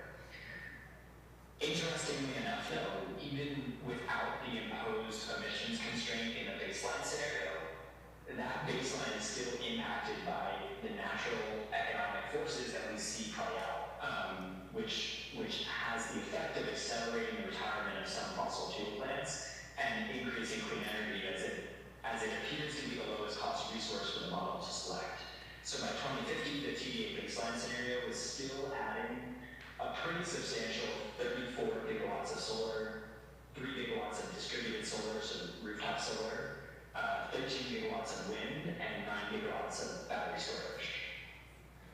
But we contrast this to the 100% clean energy scenario, which is detailed in the figure on the screen. And that scenario really sees a dramatic acceleration of clean energy resources relative to the baseline. So in this scenario, we assume that only 5 gigawatts of each renewable resource can be built per year, so that sort of reflects existing supply chain constraints, and perhaps that's a conservative assumption at some point.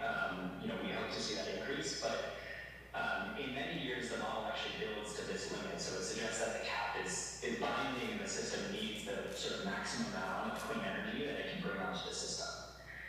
And what this scenario requires is about an annual addition of a little over 3 gigawatts of solar per year, 1.5 gigawatts of wind, and 1.7 gigawatts of battery storage.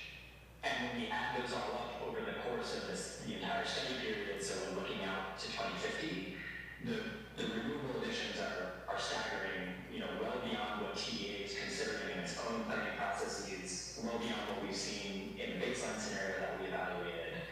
And those totals equate to about 41 gigawatts of new wind, 46 gigawatts of new battery storage, and over 100 gigawatts of new solar energy by 2050. A quick note, something that an element that folks have discussed today, and we might discuss more, is that the Valley region is actually a little constrained in the quality and quantity of new wind resources. And we try to account for this in the model by giving the model the option to build new transmission lines to neighboring regions to help bring in more cost-effective resources that can be found outside the valley. And despite the added cost for new transmission, so the model also has to consider the cost of these resources, and that amounts to about $45 billion by 2050. The model actually selects about 94% of its new wind resources out of the region. So this kind of helps articulate just the value of a broader market and TVA leaning on its neighbors to bring in new cost-effective resources. So after building out that clean energy portfolio, we also wanted to test the reliability to ensure that it can meet demand in all hours of the year. The model portfolios that we evaluated meet the binding reserve margin constraint, so that's a requirement for TVA to meet a certain amount of load plus an extra buffer margin on top of that at all times. And while the model does experience a few hours of what we call loss of load events, so periods where there is unserved energy, we go back and compensate for this by adding an additional battery storage to cover those unserved events and then accounting for the costs and considerations related to that. So of course the next logical question to this analysis is, well, what is this going to cost? So Synapse models the economic impact of this transition, including not just the costs on the electric sector, but also the impact of increasing electrification in the buildings and transportation and industrial sectors. And what we find is that the cost for both scenarios, so for the baseline scenario and the 100% scenario are largely similar, about $5 billion per year through the 2030s. However, as the 100% clean energy scenario really ramps up in building new resources, the costs rise to add those resources and to build out the grid to support those resources. And those costs in the 100% clean scenario rise to about $9 billion per year. Whereas in the baseline scenario, costs remain largely flat because there's very little demand growth on the system. But when we take that number and we look at it on a dollar per megawatt hour basis, the costs for this clean energy scenario are actually similar or even cheaper in some cases than the baseline. And that's largely a effect of the increased electricity demand. So as we increase investments on the grid, but we spread those investments over a larger number of megawatt hours, we see that the cost per megawatt hour is similar around, or even cheaper than today, around $25 to $30 per megawatt hour. So while these electric system investments are substantial, we actually find that when we look at the economy as a whole, so not just the electric sector, these costs are really offset by savings that customers will see in other sectors. So as detailed on the screen, we've broken out the costs for not just building the wind and the solar and the transmission lines, but also for transitioning our buildings to electric heating and cooling and transitioning our vehicles to electric vehicles. We find that as a result of this transition to electric vehicles and electric home appliances, spending on fossil fuels falls dramatically, falls to near zero. And as a result, the non-electric fuel savings add up to about $240 billion in cumulative savings. That's about 7 times greater than the cost of just building out the electric sector to meet all this increased demand. So when we take all of these factors into account, it really articulates the importance of economy-wide action to address potential cost issues and address the carbon challenge more broadly. And while we recognize here that TVA is not in a position to force its customers to purchase electric vehicles or to swap its appliances, it is in a position to support that transition. And a strong focus in its IRP on electrification and grid integration and customer and demand-side flexibility can help enable this transition and ensure that customers see cost savings. So there's also implications for how these total system costs are allocated down to the ratepayer level. So we take these total system costs and we allocate them down on a dollar per kilowatt hour basis based on the customer type. And we find that electricity rates in the 100% clean energy scenario are largely stagnant or maybe even decrease over time. But bills would actually rise potentially as a result of purchasing more electricity because more appliances are using electricity and things like that. But again, this is just one part of the equation. So when we look on a broader economy-wide consideration, understanding that consumers are not just paying an electric bill, right? They're paying for gas to fuel their cars or heat their homes. We find that the energy burden in the community, we heard the other Taylor speak about this just earlier, actually falls to about 3% from 7% today. So that means consumers in the valley are keeping more money in their pockets instead of spending it on electricity and fossil fuels, and it enables them to spend more freely on other things in the economy. And this is really relevant to our next point of analysis, which is the economic activity. And we find that as a result of this build out of wind and solar and transmission and this transition to electrified appliances and vehicles, the valley stands to add over 15,000 full-time jobs each year through 2050.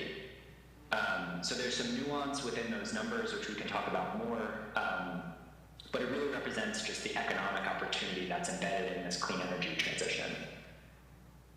We also wanted to take a look at the public health impacts. This is a consideration that is largely absent from IRPs in our experience, but is really critical.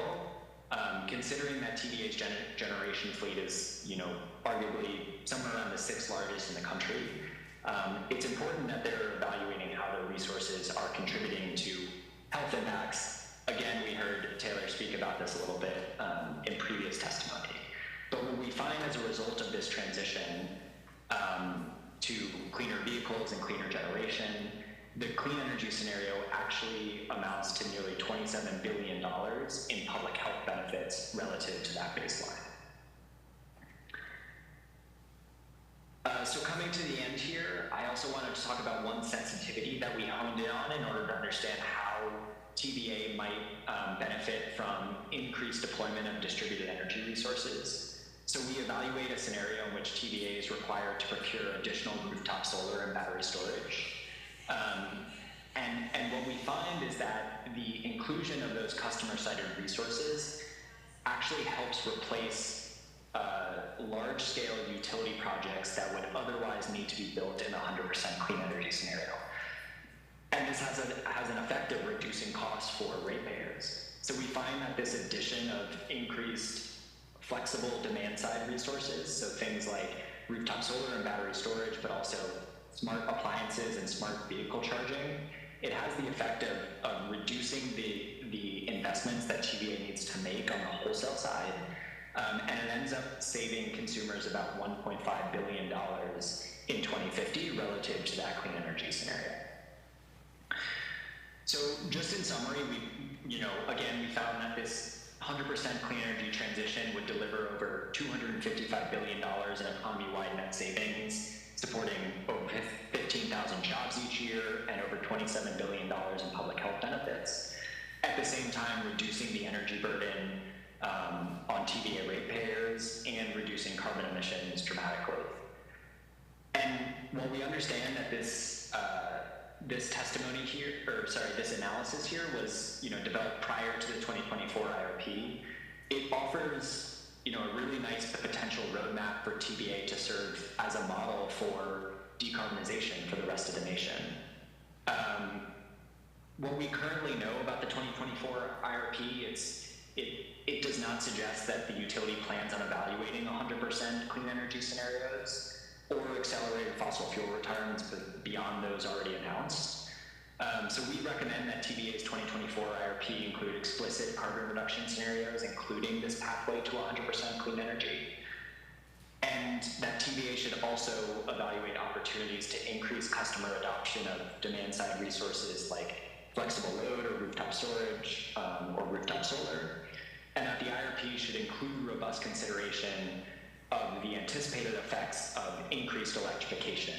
So ensuring that the utility is appropriately preparing for this influx of new electrified appliances, electric vehicles, electric industrial processes, et cetera, in order to be prepared to meet load. And our analysis suggests that an ambitious clean energy pathway can save consumers money, provide economic and human health benefits to the region, and allow TVA to serve as a national model for power sector decarbonization. Thank you, Mr. Chairman. That concludes my testimony. I'm happy to take questions. Thank you, sir, for your...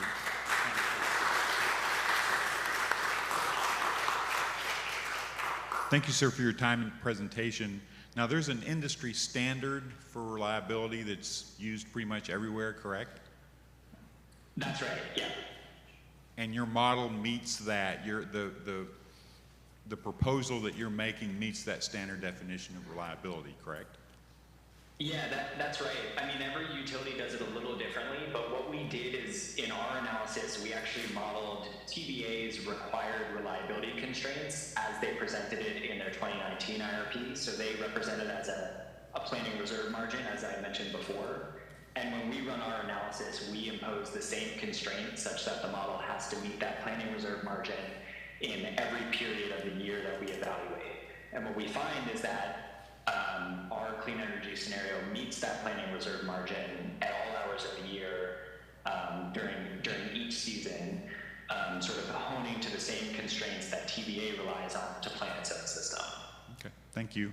Should generation and transmission be evaluated together at the same time, in your view? Yeah, another great question, and again, an often overlooked component of most IRPs, definitely an overlooked component of the TVA IRP, but also a shortfall we see in a number of resource planning proposals across the country. It's really important that transmission is viewed as an optimal and candidate resource in conjunction with generation, because those implications for bringing in new power from neighboring regions have pretty, could have dramatic effects on how the utility ends up meeting electricity demand, particularly in times of emergency, whether that's during winter storms or, other peak events. So we sort of tried to evaluate this in our analysis by giving the model an option to build that transmission at the same time as it was building generation resources.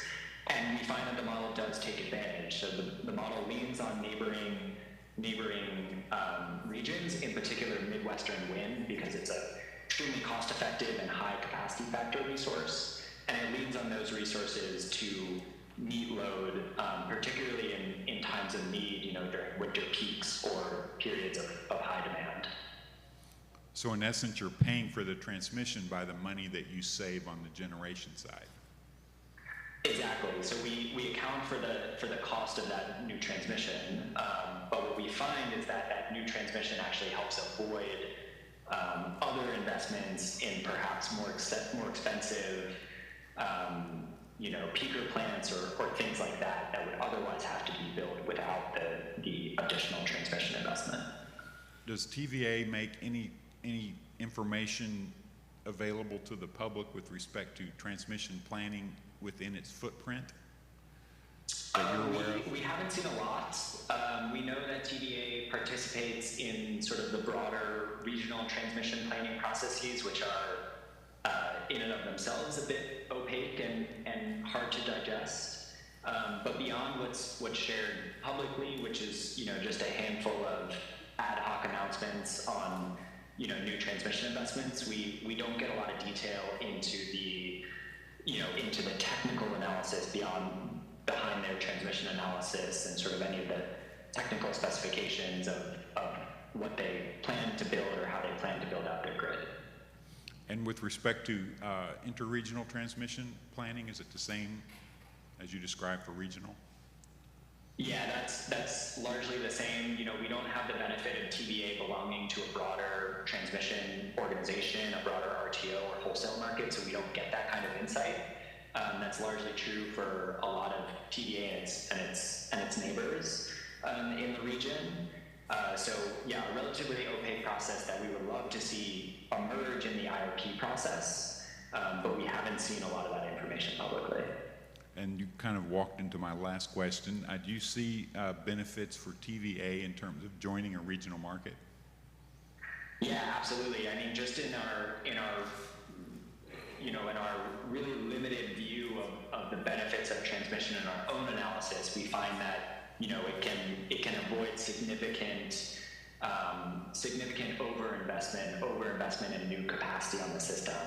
And that's largely because TVA, by relying on its neighbors, can help avoid some of those demand issues. We saw that during, for example, Winter Storm Elliott and even Winter Storm Heather most recently to some effect. We saw TVA leaning on its neighbors with what limited transmission interconnection it does have to bring in much needed power. So we would assume that TVA belonging to a broader geographical footprint with access to lower cost resources in different regions that are experiencing different weather phenomenon would bring large benefits to the region and large benefit to value ratepayers. That works the other way too. If somebody else is having a crisis, surplus energy from TVA could be sold to them with the benefit flowing back to ratepayers, correct? Absolutely, yeah, and we've seen that in recent winter storm events. That's all I have. Thank you for your time. Thank you, Mr. Chairman. And what?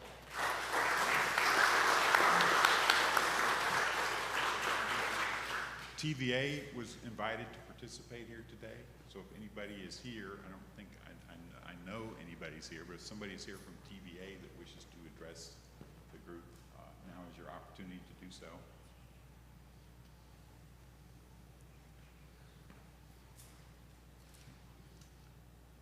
Okay. In a normal process, what would happen next is we would adhere to a procedural schedule that would lay out time frames for what each person was supposed to do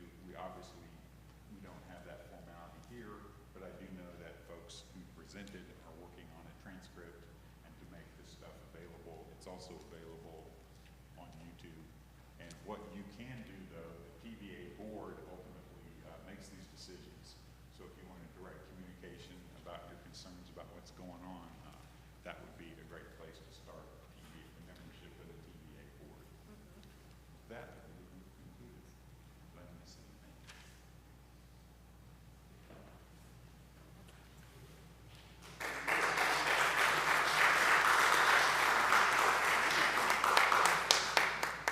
Yeah. Good afternoon, everybody. My name is JT Neal. I'm with. Hello. Okay. Hi, everybody. Yeah, I'm just gonna go ahead and take it out if that's okay, because I think that would be a little easier. Hi, everybody. My name is JT Neal.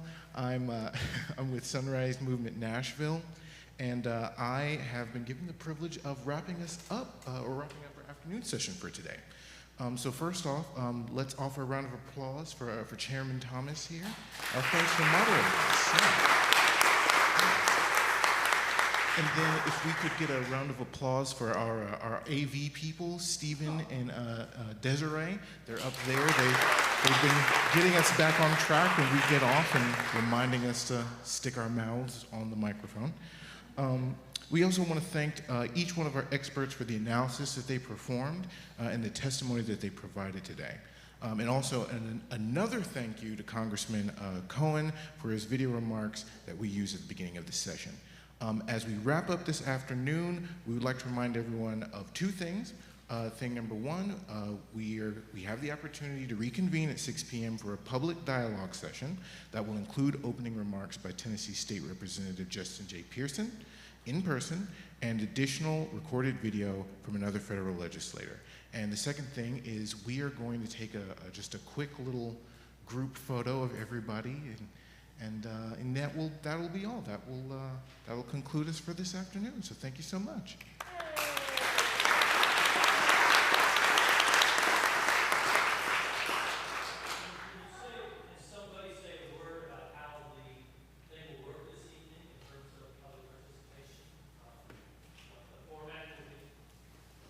Yeah, Gabby, do you want to take it?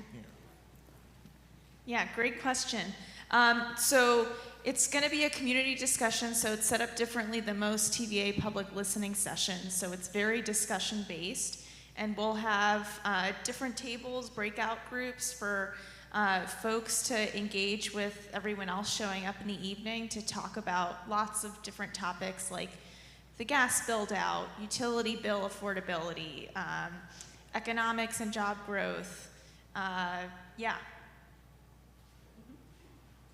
have a question. Is there a way for those of us who can't stay into the evening to record a comment that could be offered within whatever time limit you have for comments this evening? They can email it to me. If they register, they should have my email, brianna@appvoices.org. You can email it to me. And JT, you should say that in the mic. Yes. Or join the Zoom tonight if they want. You can. Yeah. That was my first thought. I was like, you can always join the Zoom. You should have received an email last night and this morning with links both to the YouTube stream as well as the Zoom. So if you can't make it in person, you can join the Zoom. And also, you can email Bree. That's where the email with all the links came from. And we'll add your comment to the mix. So how are we doing this picture? Yeah, where do we go? How do we do this? You should probably turn the live stream off, right? Or do you want to take the photo? Yeah, okay. Yes.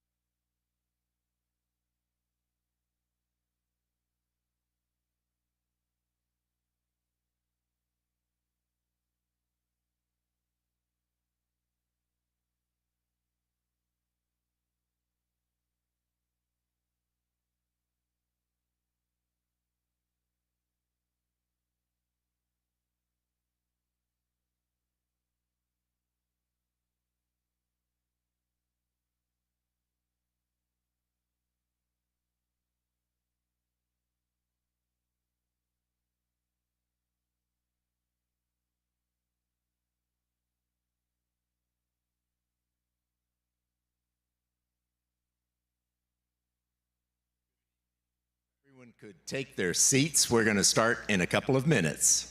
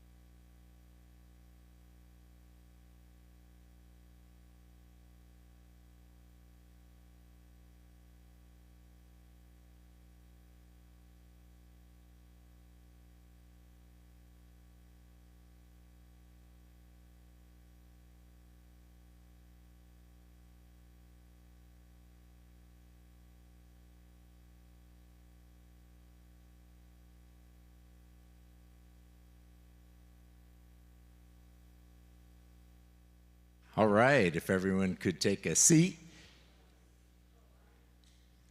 Welcome, everyone, to today's community discussion as part of the People's Voice on TVA's Energy Plan. I am Paul Klein with the Climate Reality Project's Tennessee State Coalition. I'm one of the co-hosts for today's People's Hearing, along with Appalachian Voices, Southern Alliance for Clean Energy, Sunrise Nashville, Energy Alabama, Center for Biological Diversity, and Vote Solar. We're here today because TVA is moving forward with planning the future of energy in the Valley, and they haven't been transparent about it. They have the power to hold a public hearing, and yet they haven't. So we're holding our own instead. You might notice that this community discussion is set up differently than TVA's listening sessions, and that's on purpose. We, and I'm sure many of you feel the same, believe that TVA's process for public participation is insufficient, and it doesn't lead to much action from their board, staff, or anyone else at TVA. Instead, we hope to model a more engaging and empowering community discussion where you will feel heard, get to meet people from across the region, and generate ideas in a collective manner that we can urge TVA to take up. We're so glad to be here with you today, and we're looking forward to discussing your ideas for the energy future that we all want TVA to build. And now it is my pleasure to introduce our guest speaker, Tennessee State Representative Justin J. Pearson. Representative. Yeah.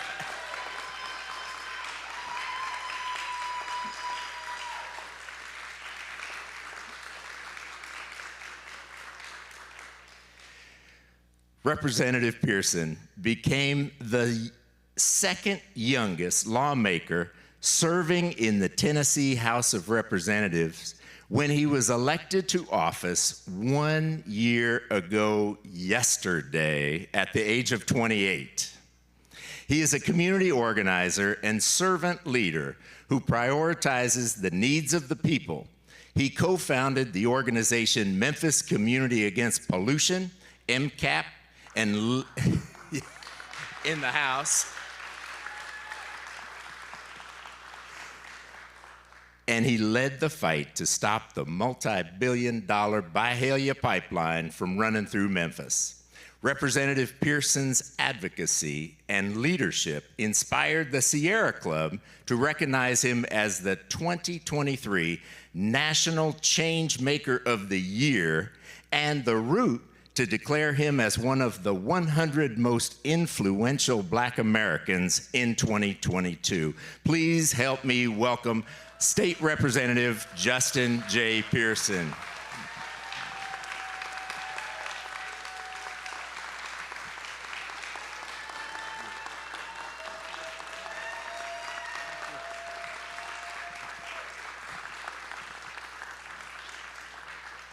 Please take your seats. Thank you so much, Uncle Paul, for your very kind introduction. Thank you to everyone who is here and everyone who has joined online. I am really thankful to be here. I'm thankful to be here as a state representative again. I know a lot of you marched, sent emails, and showed up for that to happen. But also, I'm thankful to be here as a fellow angelic dissenter to a status quo that is unjust, to a status quo that too often hurts and harms us. There are so many friends here. Amanda, hello. I've had so many friends here. If you were in or with us in the Byhalia pipeline fight, just wave your hand. Yep. Offered a piece of advice, read an article, shared an article, wrote the talking points. In whatever ways you were engaged, thank you. It showed us how we build, how we sustain a movement for justice rooted in love. To my MCAP family, Keyshawn, my oldest brother, to Kimberly, to Yolanda, who are continuing the mission of Memphis Community Against Pollution by knocking on doors and making phone calls and building volunteer lists and being a part of just an extraordinary coalition of people who are here and who are joining online. Thank you. I was given 5 to 8 minutes. I have never kept with the time limit in my life. But tonight I am going to try. This is what people power looks like. This is what people power looks like. Somebody say people power. Somebody else say people power. If you're online, type in the chat, people power. Elizabeth said it anyway. I love it. People power. People power exists where the people who've been cut off, the people who've been oppressed, the people who've been silenced refuse to accept those positions. And instead, they take up the position of justice. They demand that their voices be heard. You know, when folks like TVA refuse to have public hearings, and then some folks get together and say, we'll have our own. This is what people power looks like. It demands more. It demands better from those who are in positions of power to actually do something with the titles that they have and the positions that they have. People power meets the status quo and says, I know you can be better, and demands for it to change. This is people power. This is people power. And it is needed for such a time as this. Tennessee Valley Authority is a bad corporation. They'd say they're a public something or other. They're just a corporation. I'm a public employee. I do not make $10 million a year. Okay, that's not how that works. The Tennessee Valley Authority has a history. Somebody say a history.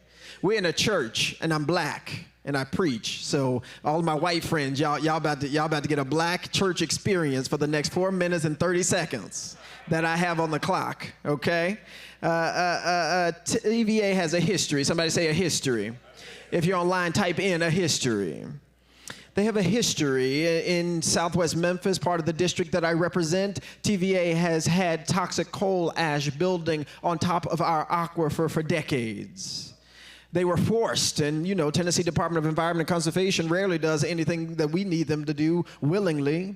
But they forced TVA to clean up its toxic coal ash because you had POA and SCLC and a whole lot of other folks saying there's some change that's got to happen because y'all have got a history of disinvesting in communities of color that have historically had pollution. So they were forced to remove the toxic coal ash that had been built up, but then they created a plan that ran the toxic coal ash through lower income black communities. That was their solution. It's like the very same communities that we polluted for 70 years, the very same communities that we helped to contribute to the increase in cancer, is the very same communities that we are going to burden with us getting the fill to fill up the landfill. The dirt is going to come out of Boxtown, the community we polluted the air of, and then we're going to truck it through those same black communities. TVA has a history. You know, Duke University did a study in Bull Run, you know about this, where they built a playground, and TVA had to come out and say, yes, we used coal ash for the playground that children played on. But see, that didn't become public until a university did a study of it, because TVA's got this history of silence. They've got this history of not caring and needing to be called out in order for us to recognize and for them to recognize that we will not be silent anymore. Today I learned more about a project in our district, District 86 again. I got Southwest Memphis all the way up to Millington. There's a solar panel project coming. Y'all know we love solar panels. We all about clean energy. I need solar panels. I need wind energy. I need water energy. I need every energy outside of fossil fuels that we can find. But there's something interesting that happened as I was talking to these folks. I got changed. Not from my position that we need to have cleaner energy, that we need it. You all know, you experienced the climate a disaster of this weather that we had, where over 8 people in Shelby County were killed due to weather-related incidences. Like, we know the consequences of climate change, but when I talked to them, I learned that TVA was mistreating them. Many of the problems that we faced against the Byhalia pipeline, I learned TVA was doing as well. So what were those things, Representative? They went into the community with lawyers, and they told the community that these solar panels are coming no matter what you're going to do, and you don't deserve to have a voice. They asked for them to say something about the environmental impact. What about the erosion of this farmland? What consequences will they have on their water? They were ignored. And so while I'm a big supporter, obviously, of clean energy, there's always a way that we must force people to do things when they don't care about the communities that they are in. It is not Machiavellian attitude is wrong. The ends justify the means. That is wrong. That is actually immoral, because means matter. How we get to where we are going matters. And for people of good conscience and people of justice who are holding these institutions to the promises that they're supposed to be fulfilling, we have to ensure that the means remain just for everybody. I got 2 more minutes left, and then I'm sitting down. TVA, Tennessee Valley Authority, does not care about our communities. They forced many municipalities into never-ending contracts. Particularly, smaller counties were forced to sign a deal with TVA that, in essence, locks them into that deal in perpetuity. We just barely, in Memphis, were able to fight with all we had to prevent the Memphis Light, Gas, and Water Board, thanks again to our amazing attorneys and friends at Southern Environmental Law Center, to prevent Memphis Light, Gas, and Water from signing a never-ending contract. But you know, part of the thing that the CEO of Tennessee Valley Authority, TVA, said, he's like, well, we got all these other municipalities to do it. Force them to. Believing these other cities, these other counties, that they had no other option, they had no other opportunity. The Tennessee Valley Authority has a history. The largest gas build-out in our country of any utility is being planned by the Tennessee Valley Authority. Pipelines after pipelines after pipelines after expansion of fossil fuels, creating the problem of climate change and then telling us it's a bridge fuel. This is what's going to get us out of the climate crisis. More fossil fuel extraction. So what is it? What is it for us now? There's the amazing, Brady, you know, the TVA, Clean Up TVA Coalition. Love the name, Clean Up TVA Coalition, because it isn't just a coalition of good-hearted and good-willing and amazing, extraordinary people and organizations. It's a call to action. And at this time and at this moment, we must act, because the time is now. The time is now for us. It is not 5, 10, 15, 20 years from now. The time is now for justice. The time is now for us to plan for a cleaner, healthier, and safer future. The time is now for all of us, from West Tennessee to Middle Tennessee to Eastern Tennessee, to organize and mobilize and activate, because what is happening to one of us affects all of us. The time is now for us to see the interlocking injustices of environmental and climate degradation and the perpetuation of greed and the disrespect of our communities as a problem that we must all work to solve. The time is to clean up the Tennessee Valley Authority. The time is to build a future filled with a just transition that meets the present needs and the future needs in order that we might leave a habitable planet for future generations. The time is now to resist. The time is to fight back. The time is to organize. The time is to mobilize. The time is to activate our people power, to change the course of Tennessee and American history. The time is We must not bend. We must not bow. We must not break. We must give all that we've got to this movement for justice, rooted in love, because our present and our future, and those who will come well, even after them, will look and say, what did we do now? What did we give now? What did we sacrifice now? How did we fight now to ensure a better world where everybody got clean air and clean soil and clean water? And the time is to stand up. The time is now. Let us move and let us fight with all we've got, because the time is. God bless you, and thank you for having me.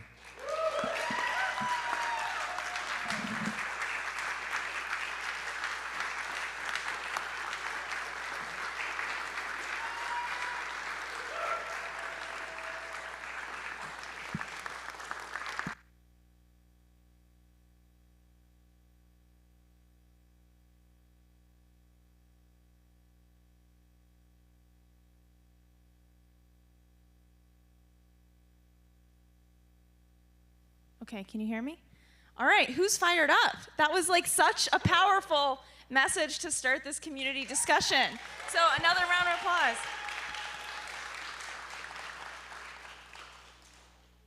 Okay, so hi everyone, I'm Gabby Sari-Tawar. I'm with the Center for Biological Diversity. And next up we have a message from U.S. Senator Ed Markey of Massachusetts, who has been a tremendous advocate in Congress, holding TVA accountable and pushing them to lead the way on clean energy and tackling the climate crisis. He has shared a brief video for us today, so we'll get that playing. Oh.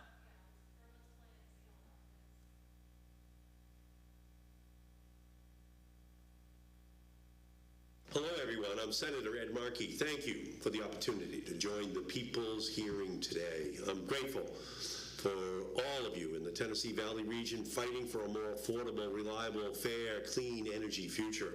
As climate-fueled disasters ravage our communities, we know we need to be running towards a clean energy future. But instead of matching the Biden administration's 2030 zero carbon target for the entire country's electricity grid, TVA has been slow walking. TVA only aspires to be net zero by 2050. That's 20 years later than the Biden goal, and only 3% of TVA's energy portfolio is currently comprised of wind and solar. By comparison to Massachusetts, not the sunniest place out there, 22% of in-state generation comes from wind and solar. Even when TVA has the option to replace retiring coal plants, it has chosen to replace them with expensive and unreliable fossil gas and energy. So, in fact, TVA has planned the largest fossil fuel build-out of any utility in the nation this decade, and this dirty energy has not kept prices lower. Customers already pay some of the highest electricity bills in the nation as a percentage of income. That's an embarrassment for the TVA, a bad deal for its customers, and terrible cost for our climate. TVA has an opportunity to change course this year with its integrated resource plan, which will shape the future of energy in the Tennessee Valley through 2050. To do so, TVA desperately needs a more open, accountable, visionary, transparent planning process. In other words, a climate-focused process. TVA customers deserve to have cheap, clean megawatts on the grid, and their financial wealth and their physical health. As our largest public utility, TVA can and should be with the rest of the nation now leading so they can chart a future for a more just, more clean, more renewable future. They should be leading at TVA and not holding our country back. It's time to see the real leadership that TVA has to provide for our country.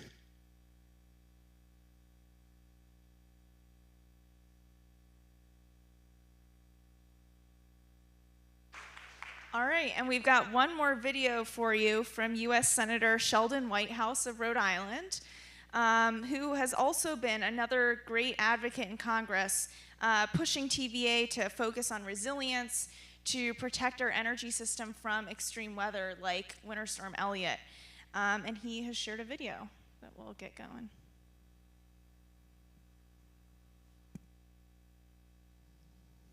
Hello, everyone. It's Senator Whitehouse from Rhode Island. Thank you for inviting me to speak at the People's Hearing on the TVA's Integrated Resource Plan, or IRP. I'm very pleased to join all of you today. An IRP is a foundational document. It charts TVA's course for how to meet the region's anticipated future electricity demand.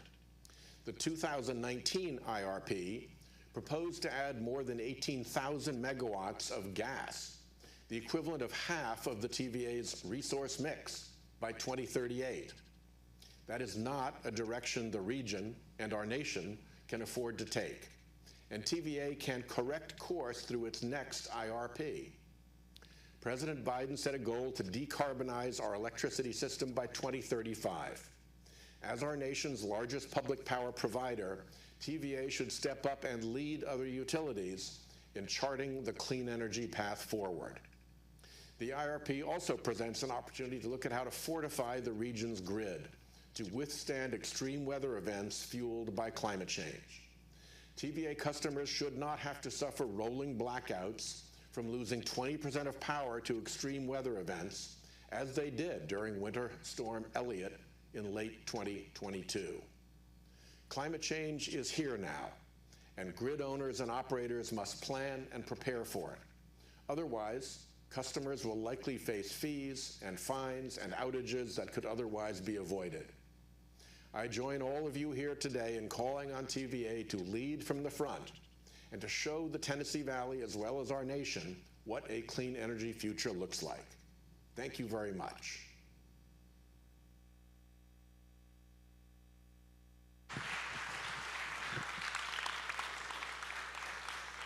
Great. Well, we are so grateful to Senators Markey and Whitehouse for providing such powerful remarks and important visions for TVA. And again, a huge thank you to State Representative Justin Pearson for joining us today. With that, earlier today we hosted a hearing with expert witnesses. Oh, there we go. That was engaging and informative. For those who couldn't make it this afternoon, I'll turn it over to Jake Duncan from Vote Solar to recap that session.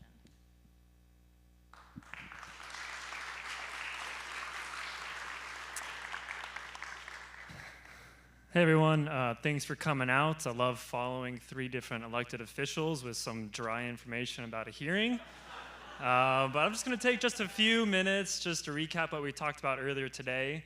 So like Gabby mentioned, and we've talked about, we're emulating what we want to see the TVA to do. And so in basically every other state, there's a state agency that gets to review what is in a utility's resource plan. They allow people to intervene in what is essentially a court case, provide data sharing. Folks can submit their own modeling and put forward expert witnesses that provide testimony that this agency then uses in their decision making around what to do with the resource plan. That doesn't happen in TVA's territory at all. So we hosted our own expert witness hearing earlier today. We had 4 experts show up, and I'm just going to quickly go over what they talked about. So first we had Liz Stanton with Applied Economics Clinic. She focused a lot on the IRP process itself, some of the things I just noted about how TVA holds out their solicits public input, whether or not they share data, things like that. She noted that that their process doesn't even result in one specific concrete plan, like many other IRPs do. It just produces a range of possibilities, which she then said, and I quote, "The lack of a preferred plan eliminates accountability from utility planning. What's the point of having a range of options if you don't even really analyze which one you're going to use and then have that up for debate?" She described the TVA process as merely a thought exercise. The way it is right now, it's got no teeth, and there's nothing really for TVA to answer to. So next we had Peter Hubbard of Georgia Clean Energy Solutions, who's still with us today. Thanks a lot for showing up today, Peter. He discussed about TVA's over-reliance on fossil gas resources and how that results in increased costs and decreased reliability. He honed in on the discrepancies between their last IRP in 2019, where it said that TVA would pursue 3.5 gigawatts of new gas, which they're still building, but before this next IRP is out, the next resource planning process, they've got almost 6.5 gigawatts of gas in the pipeline. So that's almost 3 gigawatts of gas that was not in the last IRP that they're actively planning to build right now. What's the point of having a resource planning process if you build resources outside of the planning process? Next, we had Taylor Allred from GreenLink Analytics. His testimony focused on environmental justice and energy burden and how that shows up in the state of Tennessee and what TVA can do about it. So energy burden is defined as the percentage of a household's income that is spent on their energy bills. If someone is spending more than 6% of their total income on their energy bills, we consider that unaffordable. His group, GreenLink Analytics, did some in-depth analysis on Memphis and found that they in particular have some of the highest energy burden rates in the country, and that Tennessee in general has extremely high energy burden rates. That is a real problem that we need to fix. He used their mapping tools that can correlate energy burden with other socio-demographic data and found that there's a meaningful correlation between high rates of energy burden and neighborhoods that are predominantly black and neighborhoods that are predominantly Latinx. He also found that there's a distinct correlation between high energy burden rates and high asthma rates. So energy burden, having too much energy that's too expensive is not just an energy thing, it's a racial justice thing, it's a health justice thing.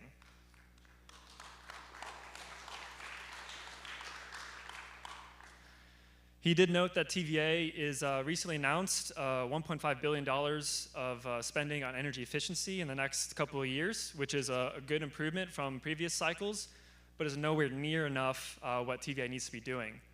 Their previous analysis on Memphis itself found that to get energy burdens in Memphis to an affordable level would require $1 to $1.5 billion itself. So TVA spending is only enough for Memphis, really, and not enough for the rest of the state. So it needs to be really ramped up. And last, we had another person named Taylor McNair, with a different nonprofit called Grid Lab. They use a sophisticated modeling tool, actually the same modeling tool that TVA is using for their resource plan, but they use different inputs, different data, and different methods, which is exactly what like a formal process would allow folks like his group or others to do. They produce a 100% clean energy scenario and a high distributed energy resource scenario, which is like rooftop solar and battery storage. And they found both of these are cost effective and achieve the goals that we want to see.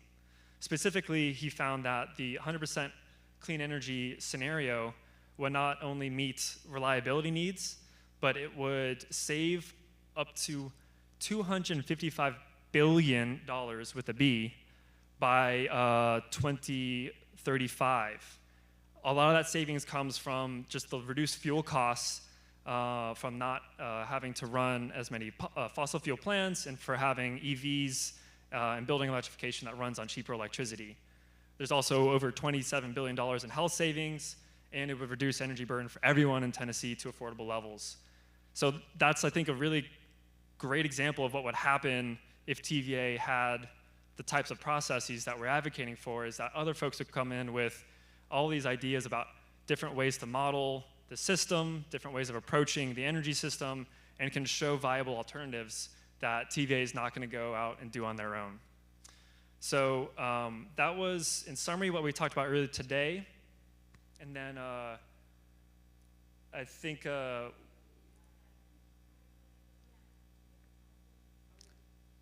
I think we're going to quickly end with another exciting announcement from Congressman Steve Cohen that serves part of Memphis, who also had recorded remarks and has a super exciting announcement towards the end that is very relevant to what we're talking about today. So.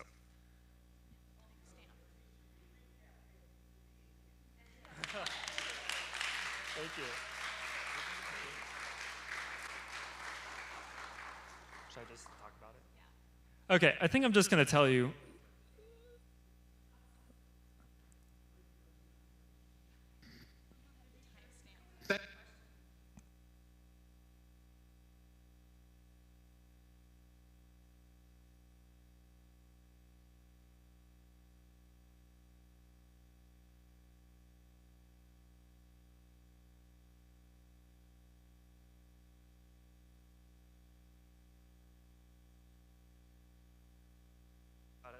I'm just going to talk about it because we're here. Stay in front of the camera. All right. Representative Steve Cohen, that represents, again, part of Memphis, who's been advocating for stricter standards for TVA for a long time, is planning to introduce a bill on Monday to the U.S. Congress called the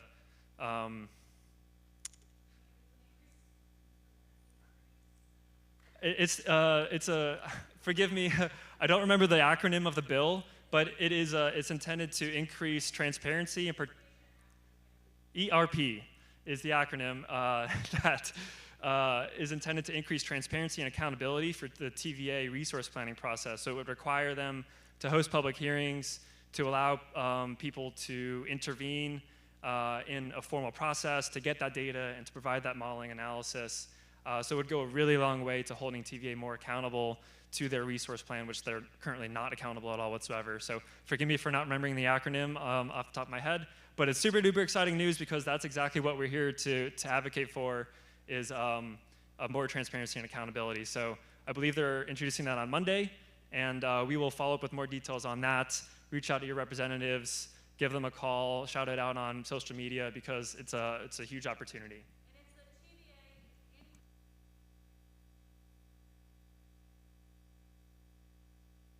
Great. All right. With that, I'm going to turn it back to Gabby to kick it off for the community discussion. Great. All right. Well, thanks to Jake, and then, of course, to Representative Cohen for sharing such an exciting announcement about the upcoming bill. So now we're going to be turning it over to you all. For the next hour, you'll get a chance to talk with other folks in this room about issues that you care about, from transparency and TVA's gas build out to utility bill affordability and climate concerns. But before we go into those breakout rooms, we first want to establish some community agreements that we've pasted right here on this piece of paper. So just to go through each one of them, and I don't know, JT, if you want to. Oh, yeah. Okay, great. So number one, step up, step back. So if you are usually quieter in breakout spaces, challenge yourself, and we encourage you to take up a little bit more space and share. And if you usually share more than others, be mindful to leave room for quieter voices. Number two, one mic. In other words, only one person speaks at a time. 3, respect each other's opinions, even and especially if you don't agree with them. And 4, be conscious of intent versus impact. No matter your intention, you are responsible for your impact. So with that, I think we're gonna split off from the Zoom at this point. Should we just mute ourselves?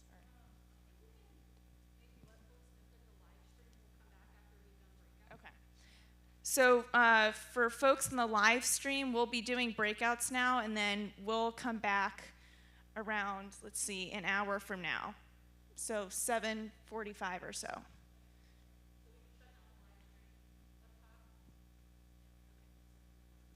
Do we need to, like, mute this? Yeah, we can mute it. Okay. Well, actually, are you giving instructions for the breakout?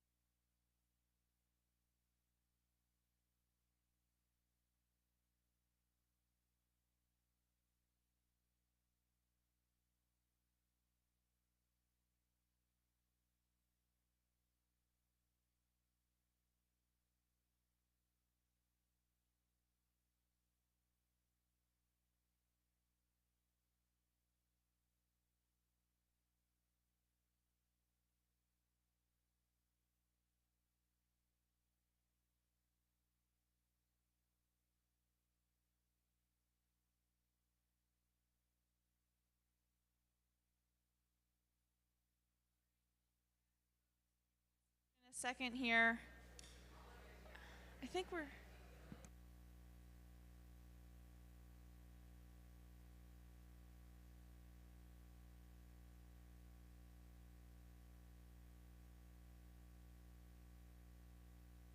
All right.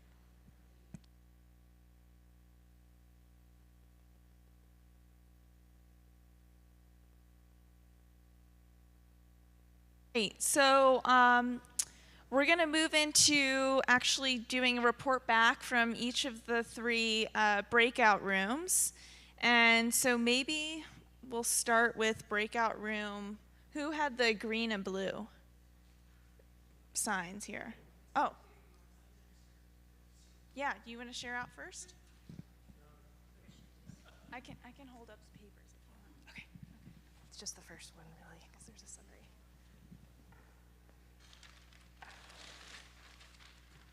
All right, this is a summary of what Group 2 said that we would like to share with TVA. The blue at the bottom is our summary. We would like for TVA to be more open to proposed local actions and solutions, especially from local power companies. We don't want to see any more gas builds, really no gas at all. It's kind of a summary. And making that decision because it's a good financial decision in addition to other things. Our group said we want the TVA board, they should be taking more responsibility, not just always accepting what reports from the staff, the TVA staff are saying. So we want to see more opportunities for the board to do more. And for the board to actually have staff to do that independently or be able to get consultants to do that independently from the TVA. We would like to see actual transparency in the IRP process. We would like TVA to take advantage of the opportunities with the Inflation Reduction Act. And if TVA does all these things, just a reminder to TVA that it could be a model for the whole country. Anything else from Group 2 that I might have missed? Yeah, not yet. We'll do Group 1 now. Oh, did you want to add something?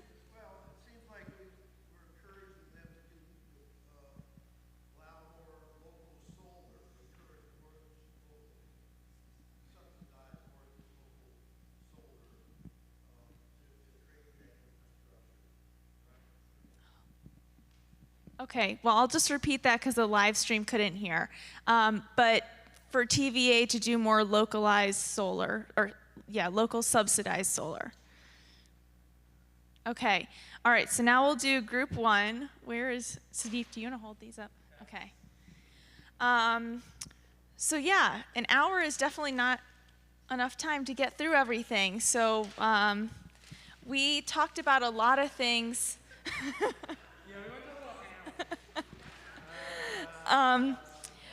We spent a lot of time talking about the issues around lack of transparency with TVA's IRP.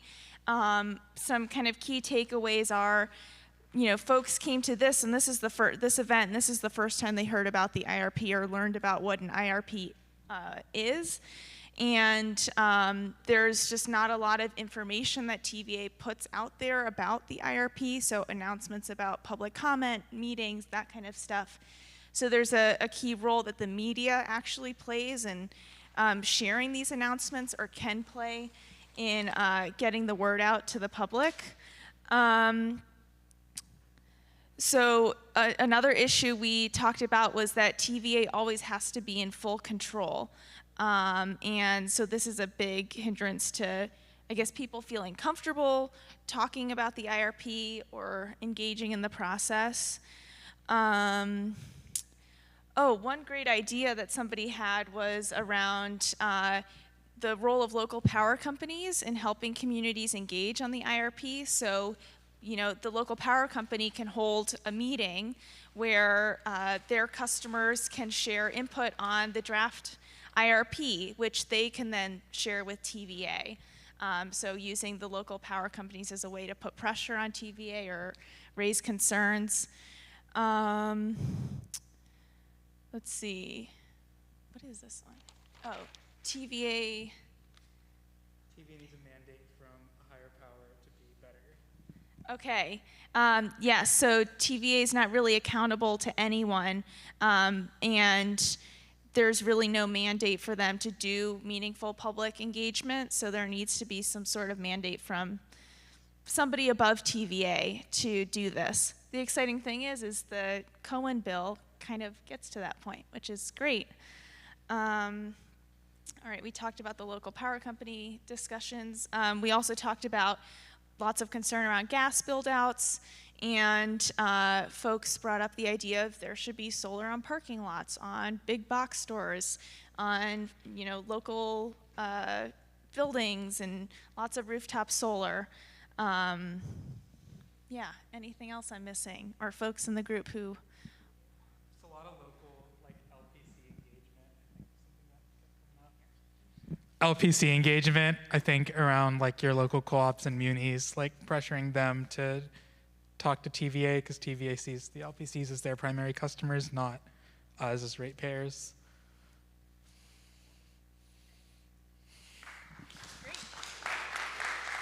Group 3.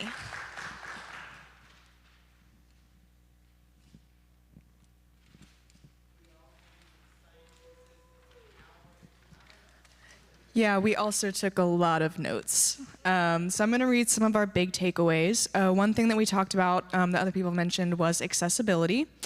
If you have ever tried to go to a TVA board meeting or anything like that, the language is not accessible.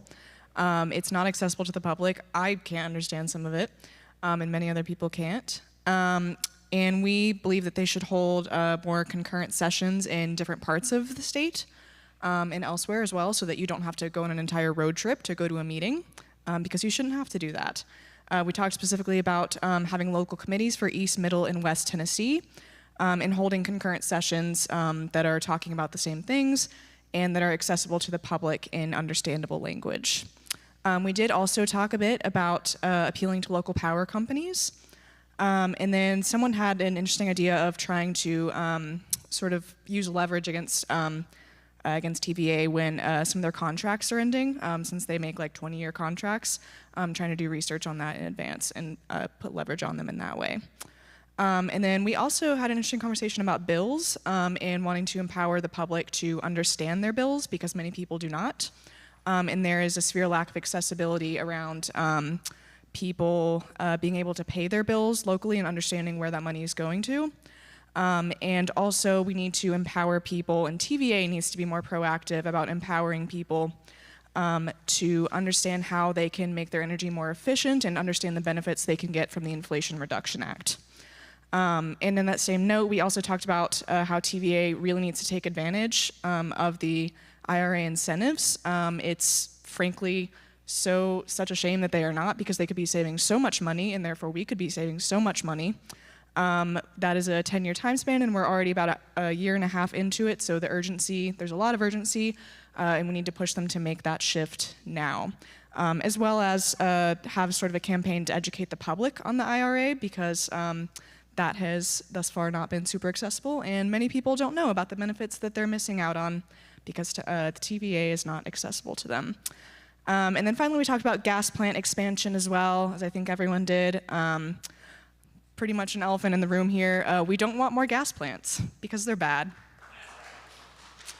And we also talked a bit about having a just transition to clean energy and promoting job training for people as we move away from coal-powered plants and things like that. Did I miss anything? That was great. Anyone else in the group? Yeah, if anyone else in our group had anything we missed, feel free to shout it out. But.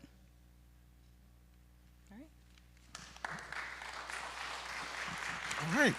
Thank you, everybody. Hi, once again, my name is JT Neal. I'm here with Sunrise Nashville.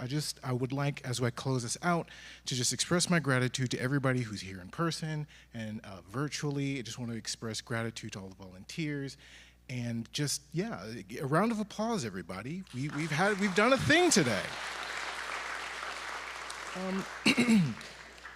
As we close, I would like to remind everyone that this hearing was organized on the principle that TVA can be a great agent for good for the communities it was set up to serve.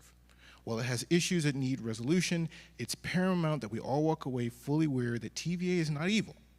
it's not on the right path for the communities that it serves. And that's what we need to remember. We need to keep this with us as we go back out into the world.